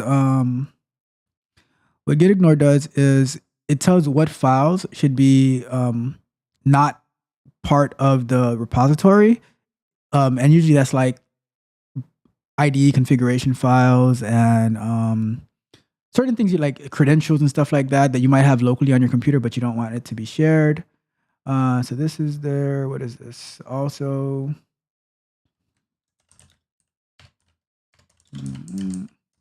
because you don't want to you don't want to flood the repo, and the people who are reviewing your code, they don't need to see all of that like local stuff. And then if they see that you're using Eclipse, then they're gonna just laugh at you. So I'm just kidding. All right. Let me see. Keep this up here. And extent. What is this part? Okay, so this is the actual I guess this is all right, I guess. Because that's the report that is being generated when you run the thing. So we can leave that in here. But it's super long. Can I just minimize that? All right, cool. Minimize that. We don't need to, because this is automatically generated. So this doesn't need to be code reviewed. The pom.xml. So the pom file is for Maven, because this project is done in Java. So with Maven, you're calling your the libraries that you're using. So they're using Selenium 4.10. They're using extent reports 3.12. And so in the Playwright that we're doing right now, we don't even have to import it. We don't have to import a reporting tool because it already has it built in, which is cool. But with extent, you can like I've done some heavy customization with extent. Let's see, abstract components. Let's see, creating a class base. All right, so I wonder if I'm even reviewing the right thing, because this looks exactly like the feedback that I gave the other day, and they said they fixed it. So before I do that, let me double check to make sure I'm looking at the right one, because this looks like exactly the same thing as the other day. And if it is the same thing, then I'm just not going to review it, and I'm going to move on to our next one, because it would be wasting all of our times if we're reviewing the same exact thing that I reviewed on Thursday. Let me see. But that should be the one, because that's what we were looking at. Repositories. This is the most recently updated one. So it should be this one. All right. Well, I'll look at it a little bit longer. 2 days ago. I mean, I'll look at it a little bit longer, but I don't want to review the same exact thing over again. But just for the sake of the audience who didn't see it the other day, I will just do a little bit more, and then I'm just going to say, so you can see some of the coding principles. when doing which this is coding principles for doing code like for Java in general, but I'm just gonna say use correct naming conventions. Oh, it's going slow. And your class name is not descriptive. I don't know why my keyboard is going so slow. All right, let's do that. And add review comment. So the problem is the name conventions are all wrong. And if you like, and the reason why I'm focusing on this is if you go to interview somewhere and they ask you to do a project, like a automation project or a just Get a move on, back to work, chop chop, let's go. Come on, get a move on. Back to work, back to work, back to work. Okay.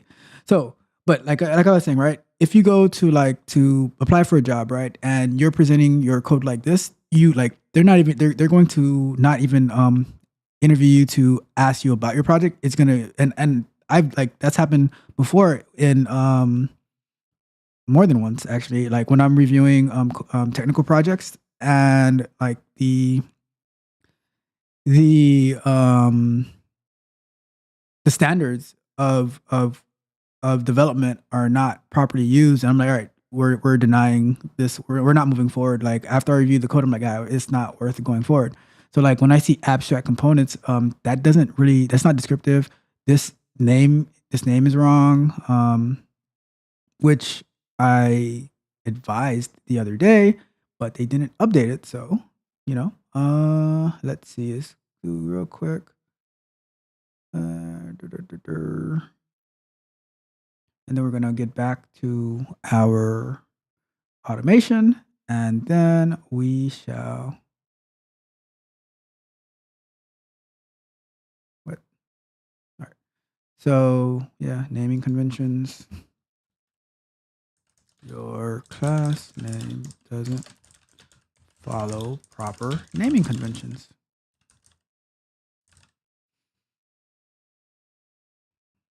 I don't know if they made a mistake with how they pushed this branch up, but this looks like exactly the same thing. So I'm just going to take a quick run through and yeah. So they fixed this, so that's good. Because the other day they had like all this in lowercase, and this is it's looking like more like it should look, right? But this part right here, this checkout page, this P should be in capital, and add to checkout. So this is correct now. So like if like whoever is reviewing this, they're gonna say like, all right, this is not proper naming convention. Follow the proper naming convention. There's naming conventions for Python. There's naming conventions for JavaScript for Java. There's naming conventions for C#.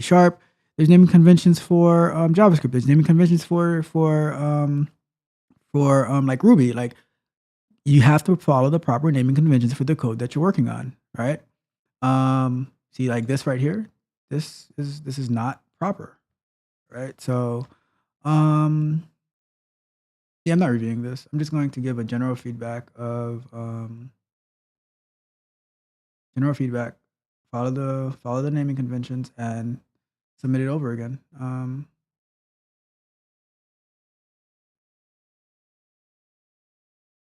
Finish my review. General comment. Follow the proper naming conventions as advised the other day and submit again for review. This seems like almost exact same PR with minor changes. All right, so request changes and submit review. We are not going to waste any more time on that one. All right, so we shall go back to automating. All right. If there's any questions, let me know and I will make sure to answer for you. All right, so we are going to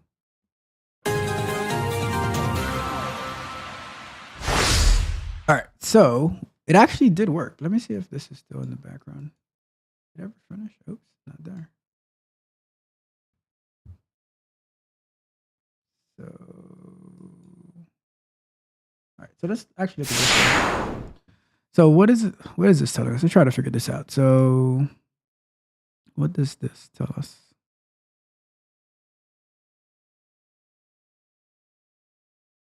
So it actually put it in there. Not the most familiar with this, but that's cool. All I really wanted to see it, like I didn't want to see this whole thing. I wanted it to actually just load in the browser. But I see it gives us screenshots, and that is actually pretty cool. I must say. I must say that is pretty cool. And why is that? Oh. All right, cool. Um, all right, so let's do that, and we're here. Okay, so let's transition over, and let's see here. I don't like being on this side. Well, you don't need this. When I'm on this side, I feel like I'm looking at the opposite direction. Let me see. Bring it back. We don't need to see the terminal right now. And let's go. So let's do the dates. The reason that I put these two up here next to each other is let's put our 20 minutes on. Yeah, it's probably going to be our last session of coding. And then we will pick it up again next week, Sunday, and have some more fun exploring Playwright. All right, so here we are. All right, so yeah, the reason I put this up here is because I like to group all my locators or selectors together, because technically they would be in what we call the page object model, where you have all of your locators together, you have methods to do certain things together, and then you can call them within the actual test. I do not like my test to be mixed with like selectors, different methods. I just want it to be clean where when you're reading the test, it is so easy to understand what's going on. So, for instance, I would have like a method that just says fill in travel information, right? And then I just pass values of LGA for departure date, LAX for not the LGA for departing location, and LAX for destination location, and then I would have if I wasn't like choosing it this way and I'm actually specifying a date, I would have it where it says I'd enter the departure date and I'd enter the return date, and that would just be like one line that has all those details because all the action is happening in the background, right? But we're just exploring Playwright and we're learning together, so we are going to just go step by step, and then maybe next week or maybe the week after, we would we start optimizing to make it more work environment friendly, right? Because our goal is to work, our goal is to learn, but then after we learn, we wanted to put it in a way that we'd be using it in a work environment, right? Because that's how we win. Because you can know how to do all this stuff, but you don't do it the right way, you're not going to get employed to be doing this cool and fun work. All right. So let's go here. Departure date. All right. So let's see how we're going to do. All right. This thing is starting to drive me crazy. We're going to do it like this. We are going to have to switch back and forth. Oh my goodness. Everything is gone now. Hold on. Let me get it back. All right, so let me find where it went.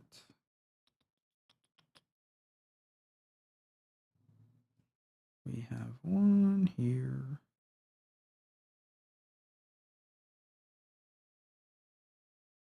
Southwest. Southwest.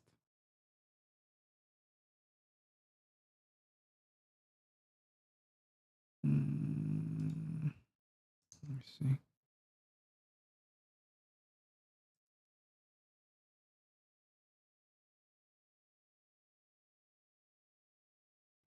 Okay, so we got WebStorm back. And now we need to get, actually I can just pull up Southwest on the other browser. I'll just pull up Southwest on the other browser. That makes it easy. That browser just totally disappeared on me. So Southwest, all right, so let's go to that. So here we are at Southwest. And we are going to see what the departure date. So actually, before I even do it, like where I'm going to be away, like in the future, we're gonna do like where you choose the next month and you choose the second Friday. Because the way that we'd have to do it would have to like click on here and then click on this arrow and then you click on this arrow and then you have to, or maybe not click on this arrow, but you have to like choose this one and choose that one. It's a lot of that's a lot of extra code that I don't want to get into right now, especially when we're learning, right? So what we're gonna do, we're just gonna enter in the date here, right? So we'll do for now we'll just type in 9/10 or 9/8, right? To see how that's gonna work out. So first, let's find out what our selector is here, and I normally use it like this, right? Where I put it down on the bottom. And we don't need this one. And that way I can actually see the whole I can see the whole site and I can look at the HTML over here, right? So we're going to be using this ID. Are you able to see it? Am I blocking it? Kind of blocking it. Let me make myself smaller.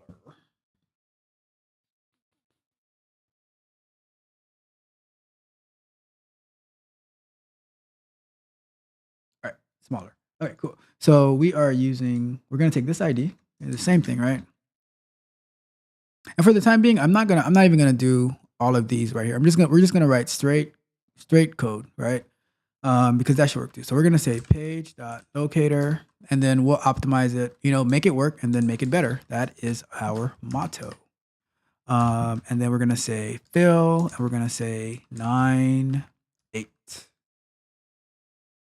All right. And we need the await in front of it, of course. Because now that we're getting, like, we're understanding a little bit better, we're just going to start automating, right? So locator. So now we need our return date. We are going to return date. And I have my eye on the chat as well, because if you're getting confused by anything, just stop me. Let me know. I will answer the questions, because I know this part can be a little bit confusing. So if you have any questions about that, let me know. And oh, you can't even see the screen. All right, so what I was saying, right? So let me erase it. So let me copy this. All right, what I was saying is I'm not going to do it where I have like where I did set this up here. We'll refactor it later and make it better like this way. But for now, we're just going to write the code where we're saying page.locator. So it's like we're going straight to this code, right? The benefits of doing this way, these can be reused if we need, but we just want to see it work a little bit more. And time is of the essence for today. So we're going to say, so this is our selector for the departure date, and then we're going to say fill that in with 9/8. See if that works. And then we're going to say wait again, and then page.locator, and now we need to find the locator for our return date. So we scan out the way.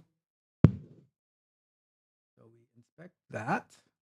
This is the Chrome developer tools, which if you get into like web development and stuff, that's going to be your best of friend. All right. So I mean, even in QA, this is your best of friend, right? You'll see that like as we do more of these exercises, I use it all the time, right? So let's take the one for the return date.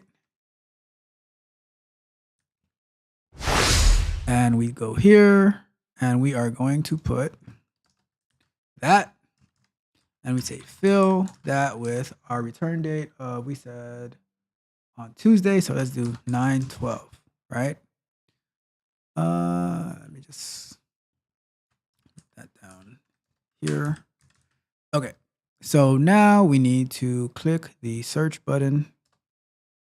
We are going to find the search button. So in here, we're gonna say 8. And we're gonna say, well, this one is going to be 8. And this is going to be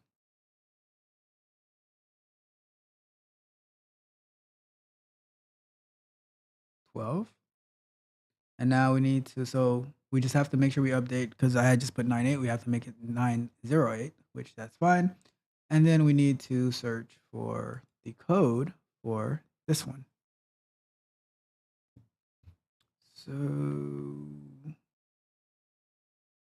landing. So we could actually use, let's try using the Playwright method of doing it where we're going to say, we are going to say get by role. We're going to do button. And then we're going to do click, right? Button, name, search. Let's see if that works. Because like me personally, I like using the IDs much better. To me, like they don't change that much because I would I think that the search term could change, right? Because especially if that's going through like a content management system where the marketers are able to change like little text on the site.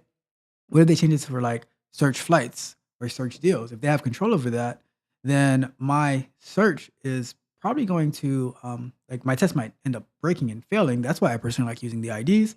But let's go with how they have it, right?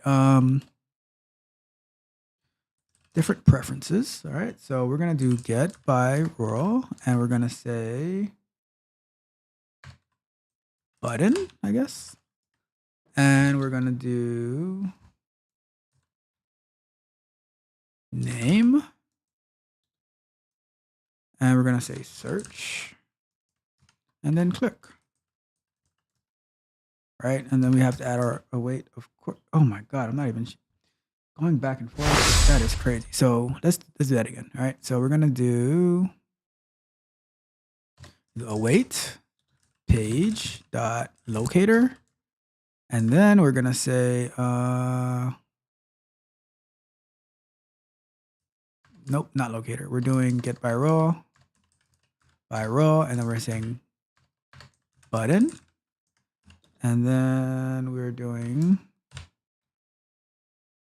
name colon search, and then we're gonna say click. Right? Oops, typo. All right. So let's see if this works, right?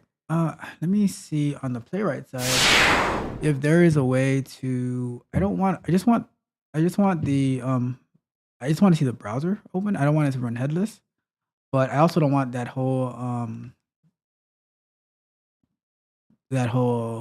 application to start up, right? So let's see, running tests. Running tests in UI with better developer experience. I don't want to do that. Can I do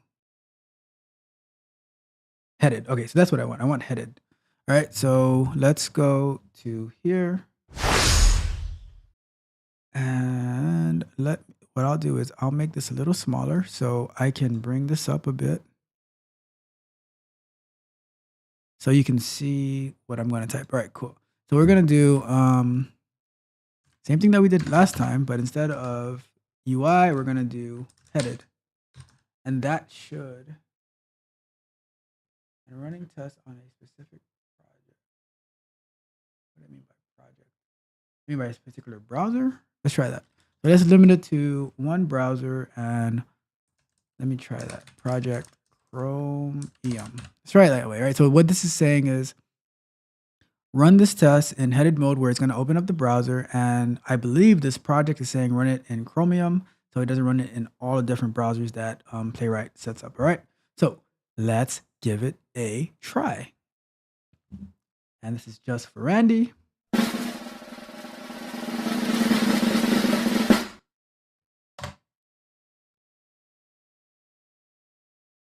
Okay. All right. Let's see. Okay. So now it did something. Something failed. Well, so let's review what failed.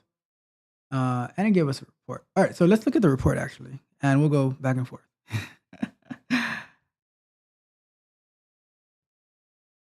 I'm hiding it. Hold on. So awesome. All right, so let's look at the report, and then we shall look at the report, and then we shall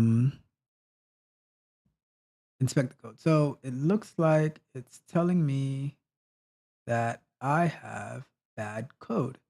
So we'll run it again. Let's fix the code and then we'll run it again. Mm,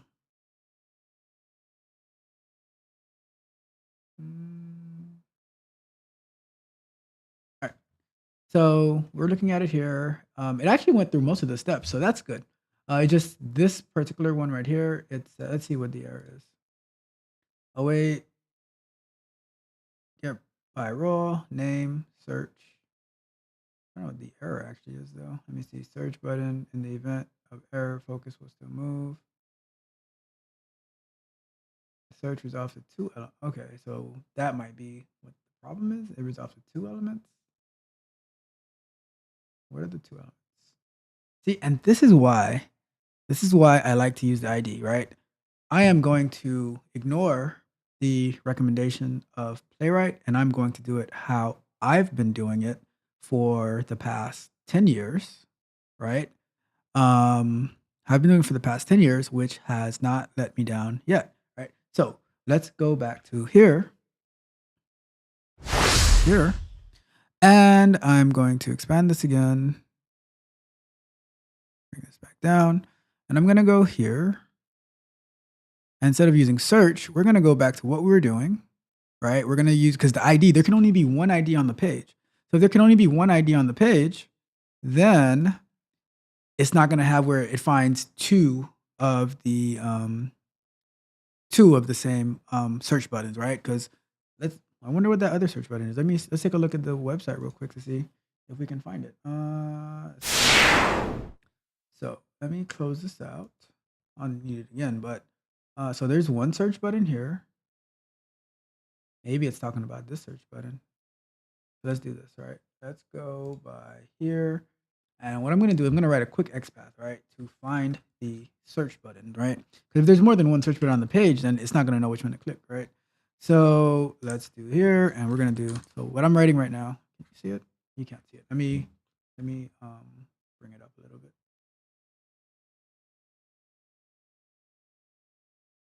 What I'm writing right here is going to be XPath, right?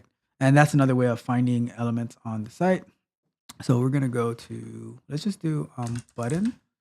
And I'm going to do search. Let's see. So search button. Look at that's not good. There's a space after it. So not finding it. Let me see. Button search.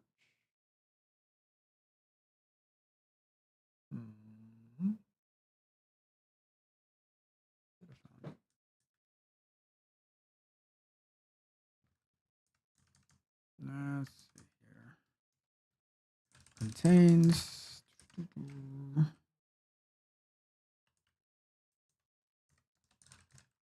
All right, there we go. I don't know what was wrong with it the first time, but so it says there's only one, so I don't know why it's not finding it.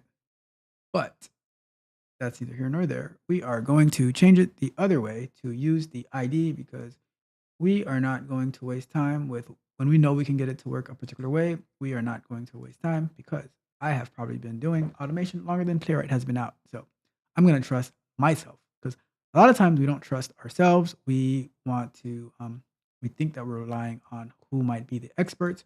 But if you have enough experience, remember, you are also an expert. So trust in yourself, trust in your abilities to do what you do. All right. So here we go. I am going to take this ID right here, right?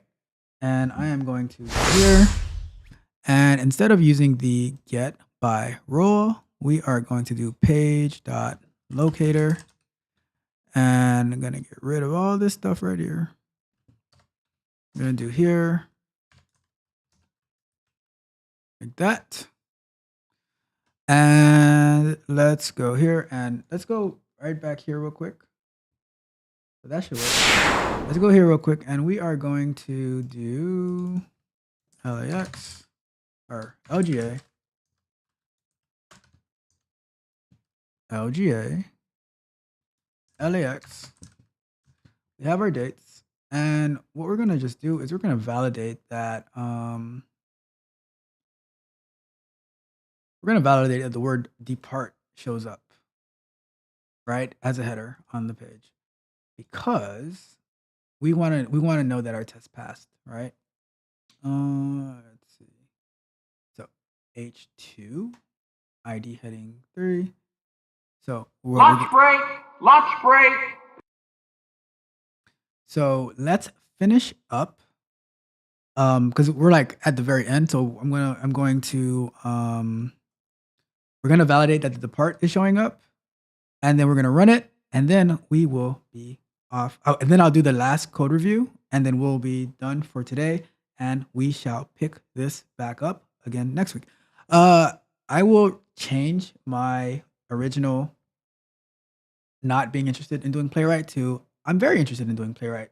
It's pretty cool. I must say, I don't normally work in JavaScript, but the past few times that I have worked in JavaScript, it's been pretty interesting. So maybe I will come to the dark side.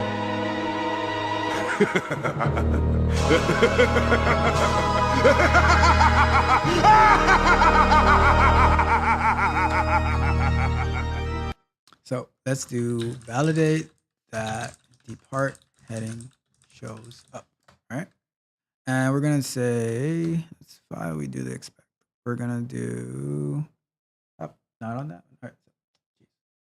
We are. This is where we're at. This is where we are at. We are here.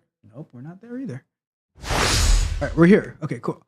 So we are. So this one we have to make it 0.8, of course, and we want to do an expect.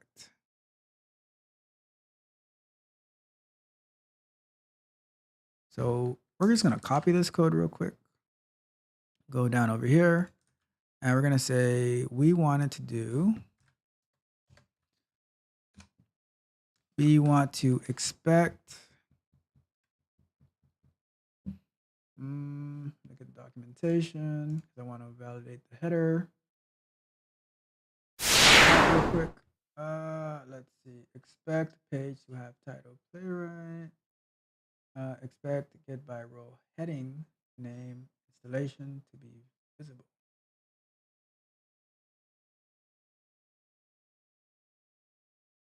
What do you mean by that? So let's look at their site to figure it out. So they're saying the name installation to be visible. So heading. So this would be the heading. And it would be installation to be visible. All right, so let's try that. We can do the. All right, let's give it a try. All right, so let's give it a try. And I'll be looking at I'll be looking back and forth at it. All right, so we are doing await page and get by roll. And we're going to do heading. And we're going to do name. And we're going to do it. I wonder if this is going to work. Let me see if I do here, maybe. I don't know. Let's see, because we'll have title.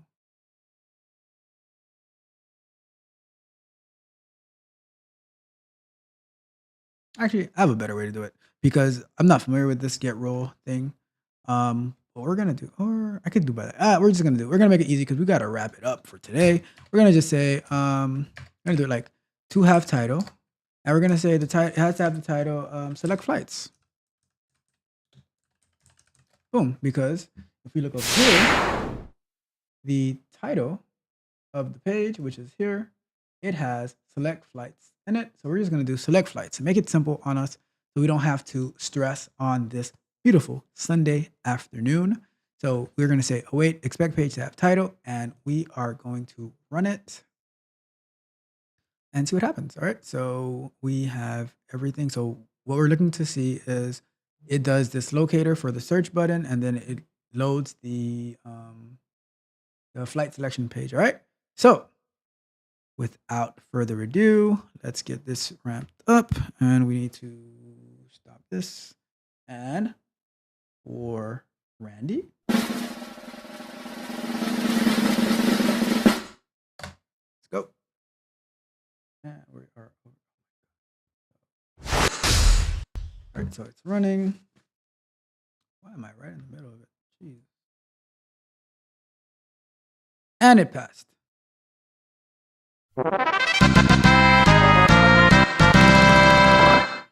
Let's run it one more time, just so we can see it pass again. All right, let me move me out of the way. You know, I'm just gonna leave. All right, gone. And let's run it. And just for Andy again, although we know the results, just to have some fun. All right, so look at that. Look at that.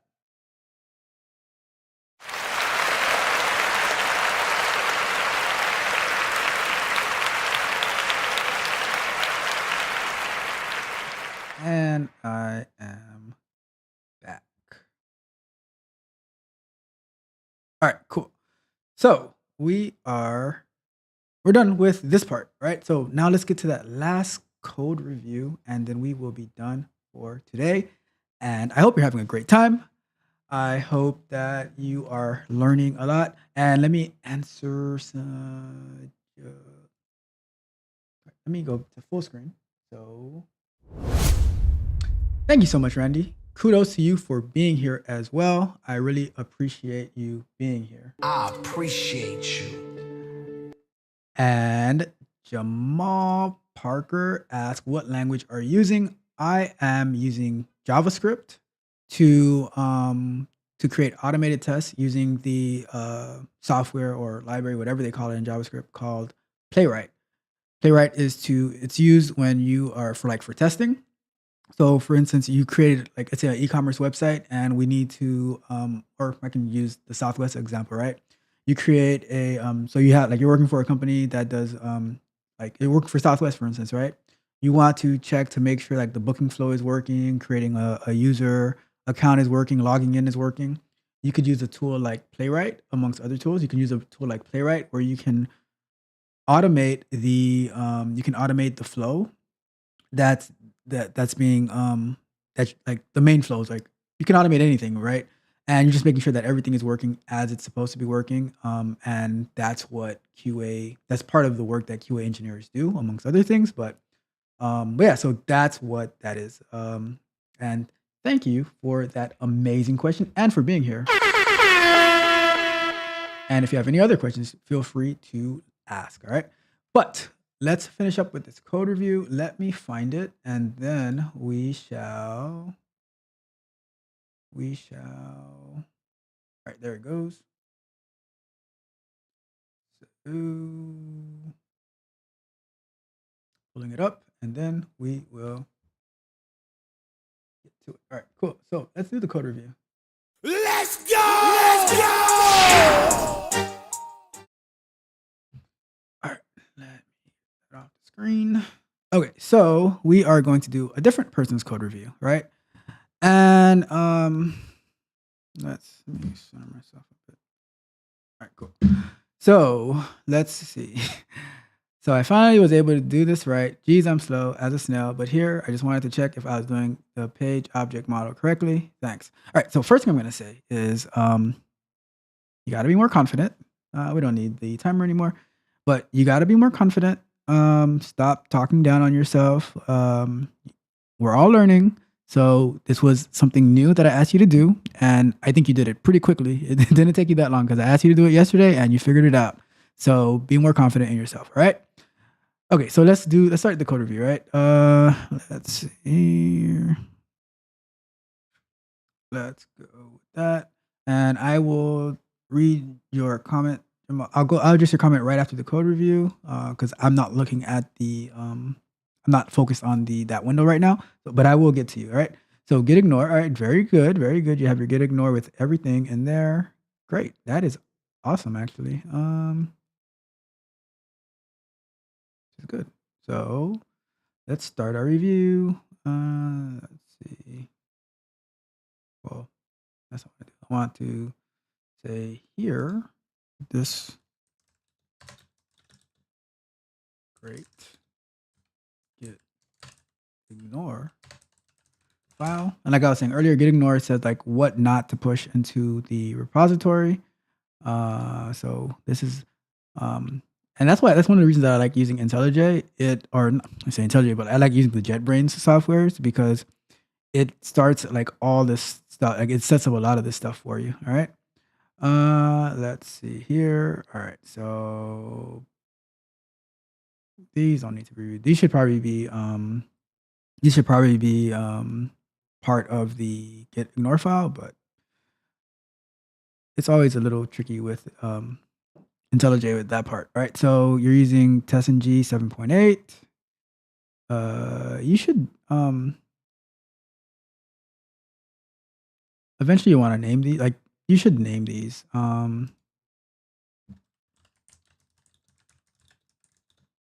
Group and artifacts. I mean, that's not like for this particular exercise, it's not a big deal. But like you want to do that. So Selenium 4.11, it's good. The API, the Java, very good. All right, homepage. All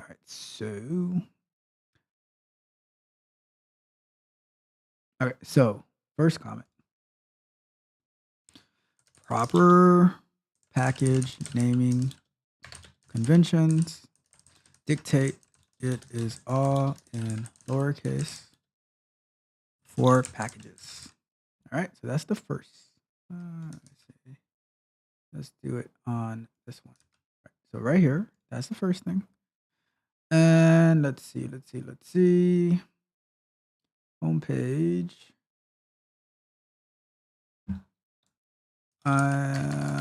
Proper naming. And like when you're getting started, it's gonna be a lot of like when I was getting started, that's what I was getting to. Like your naming conventions, follow the proper Java naming conventions, follow the proper Java naming conventions. Some of that, right? But proper naming convention for classes would say home page. All right. So he's using the page. So he's working on the page object model. All right. So this is correct. General feedback, which this is fine. This is just like the structure. I would say, I would suggest putting the web element password and so forth on its own line under the find by. All right. I mean, that's like it'll still work, so it's not a big deal. But that's just to have cleaner code, like the way that you have it above.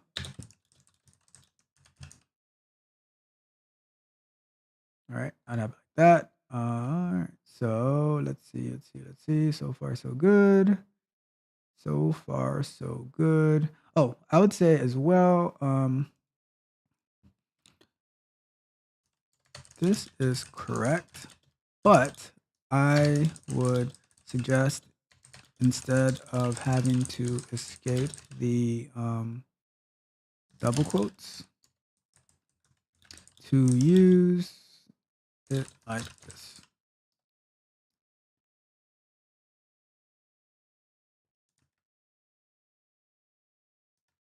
And all right, so I would say, so now hit this, and I would say, instead of using these double quotes, I would just do it like that, right? And it just makes it less code, easier to read, you know? You don't need, like, you're not forced to do it that way. All right, so let's add that review, and then just take that for all the other ones. But so far, so good. So far, so good. So enter username. All right, good naming conventions for your method, user, and then so what's being done here, right?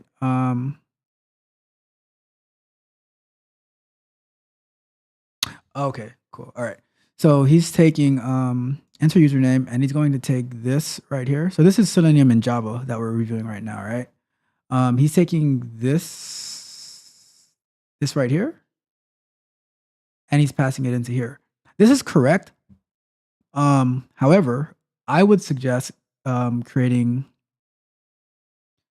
So I'm gonna say this is correct, but in a more professional environment, you would want to create getters for your web elements. That way, those getters would be exposed to, they'll be exposed to anything you are using the page object in while keeping your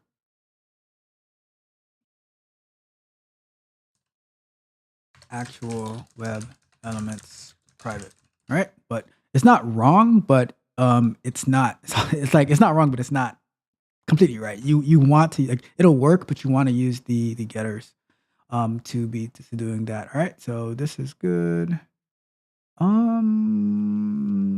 Here this is all right. So something is not good here. Button. Okay.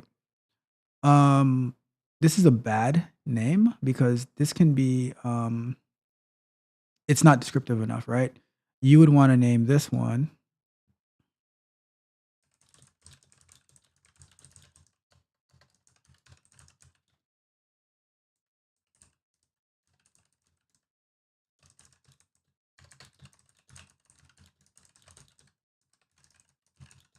All right. So so that this shouldn't be here. This so this method right here is to close the browser. Or, that's what I do. Is to close the browser like after it's ran, but this is not in the right location. Like either you'd have that as part of your framework or you'd have it in the actual test, but not in the page object, because after you're not going to be closing the homepage from the you're not going to be closing the browser and the ending the test from the homepage. You'd end that from the actual test. This method should not be here. It is either part of the framework or it is part of the actual test. All right. And the test case. All right. So naming convention. You should, so the class should be named test case. Proper naming conventions. All right. And it's interesting, they named the homepage class correctly, but they named the test case class incorrectly. So cool. All right. So let's see here. All right. So, and this is why I was saying that the closing the browser should be in the in the at least in the test class, because you're starting the driver here, you're opening up the browser here, right? You're navigating to the website, so you would want to close it from here too. But so running elements, this this method name doesn't say what the test is actually doing. So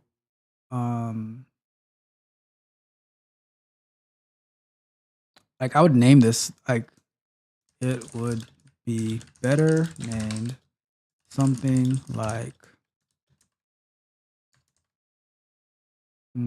log and log into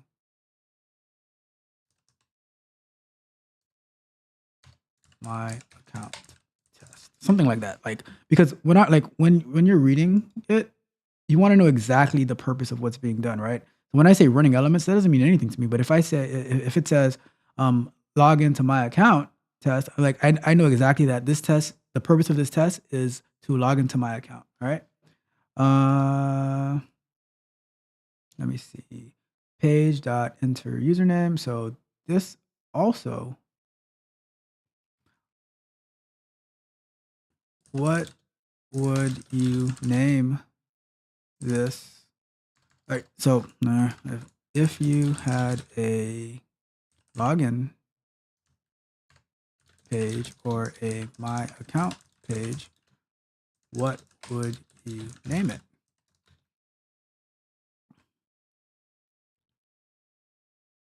This should be instead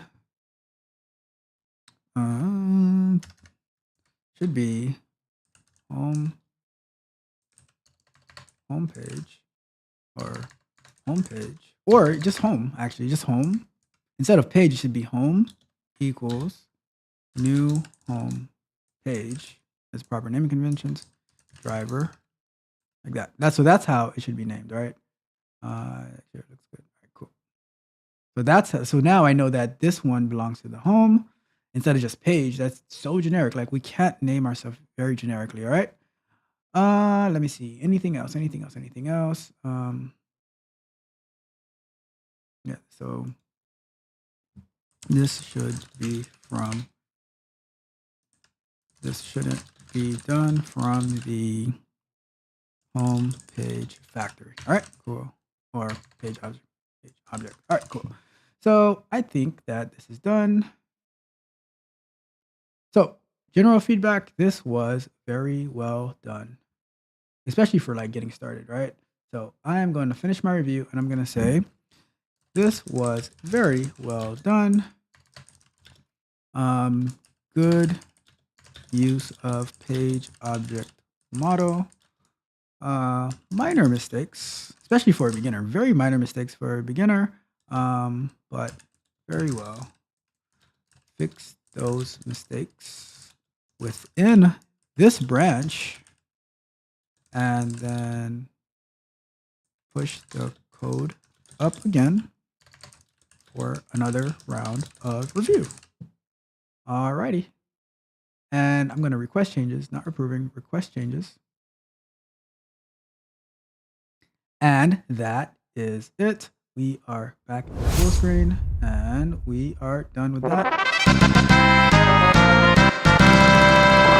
All right, before we wrap up for tonight, I am going to, let's address Jamar Parker. He says, I only know how to use the record and playback function of Selenium Catalan Studio.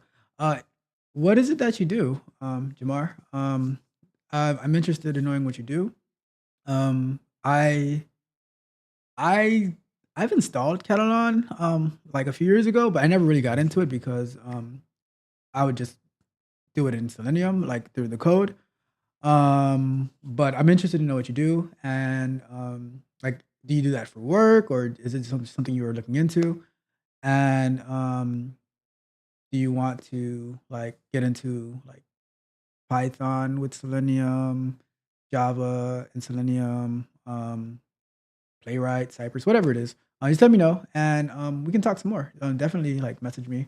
We're probably in the Discord, so message me if we don't get to it here, because we are wrapping up, right? So that's that. Hope you guys had a good time. I want to thank Randy for being here, and Jamar for being here, and everyone else who was watching and following along. Hope I provided tons and tons of value to you on this wonderful Sunday. The reason I like doing the Sunday show is to get us ready for the week where we can go strong and we can go out there and win. All right. So on that note, everyone have a wonderful Sunday. Like the video if you haven't already. Share the video with somebody who will find it useful. And if you haven't done so yet, subscribe to the channel, hit the notification bell, and follow along as we have tons and tons of fun on this channel. And on that note, everyone have a wonderful, wonderful week.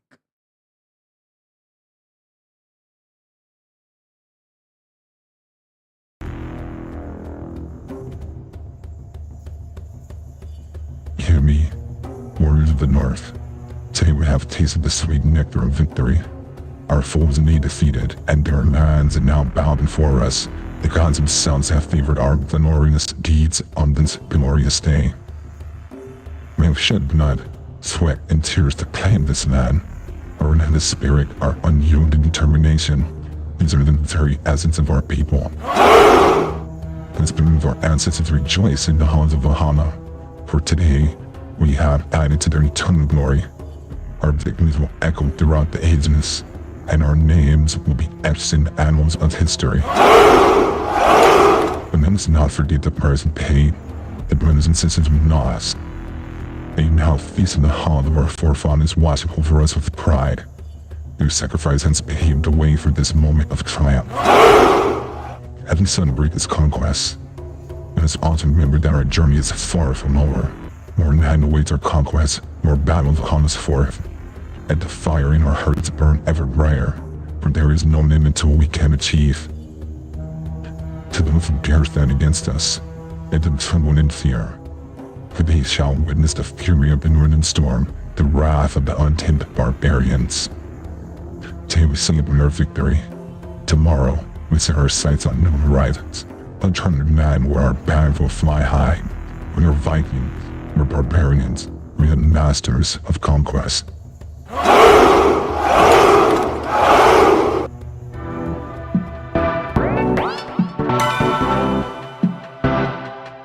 You might think that getting into the IT field is impossible without a computer science degree, but Tech Coach Ralph is here to prove you wrong.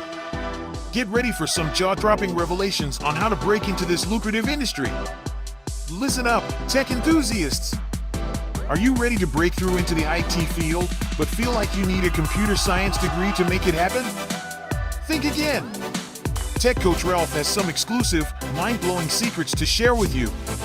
Get ready to be blown away by his jaw-dropping revelations on how to break into the tech industry without a computer science degree. So get your notepad ready, because Tech Coach Ralph is going to change your life forever. Buckle up, because you're about to embark on a journey to success in the IT field.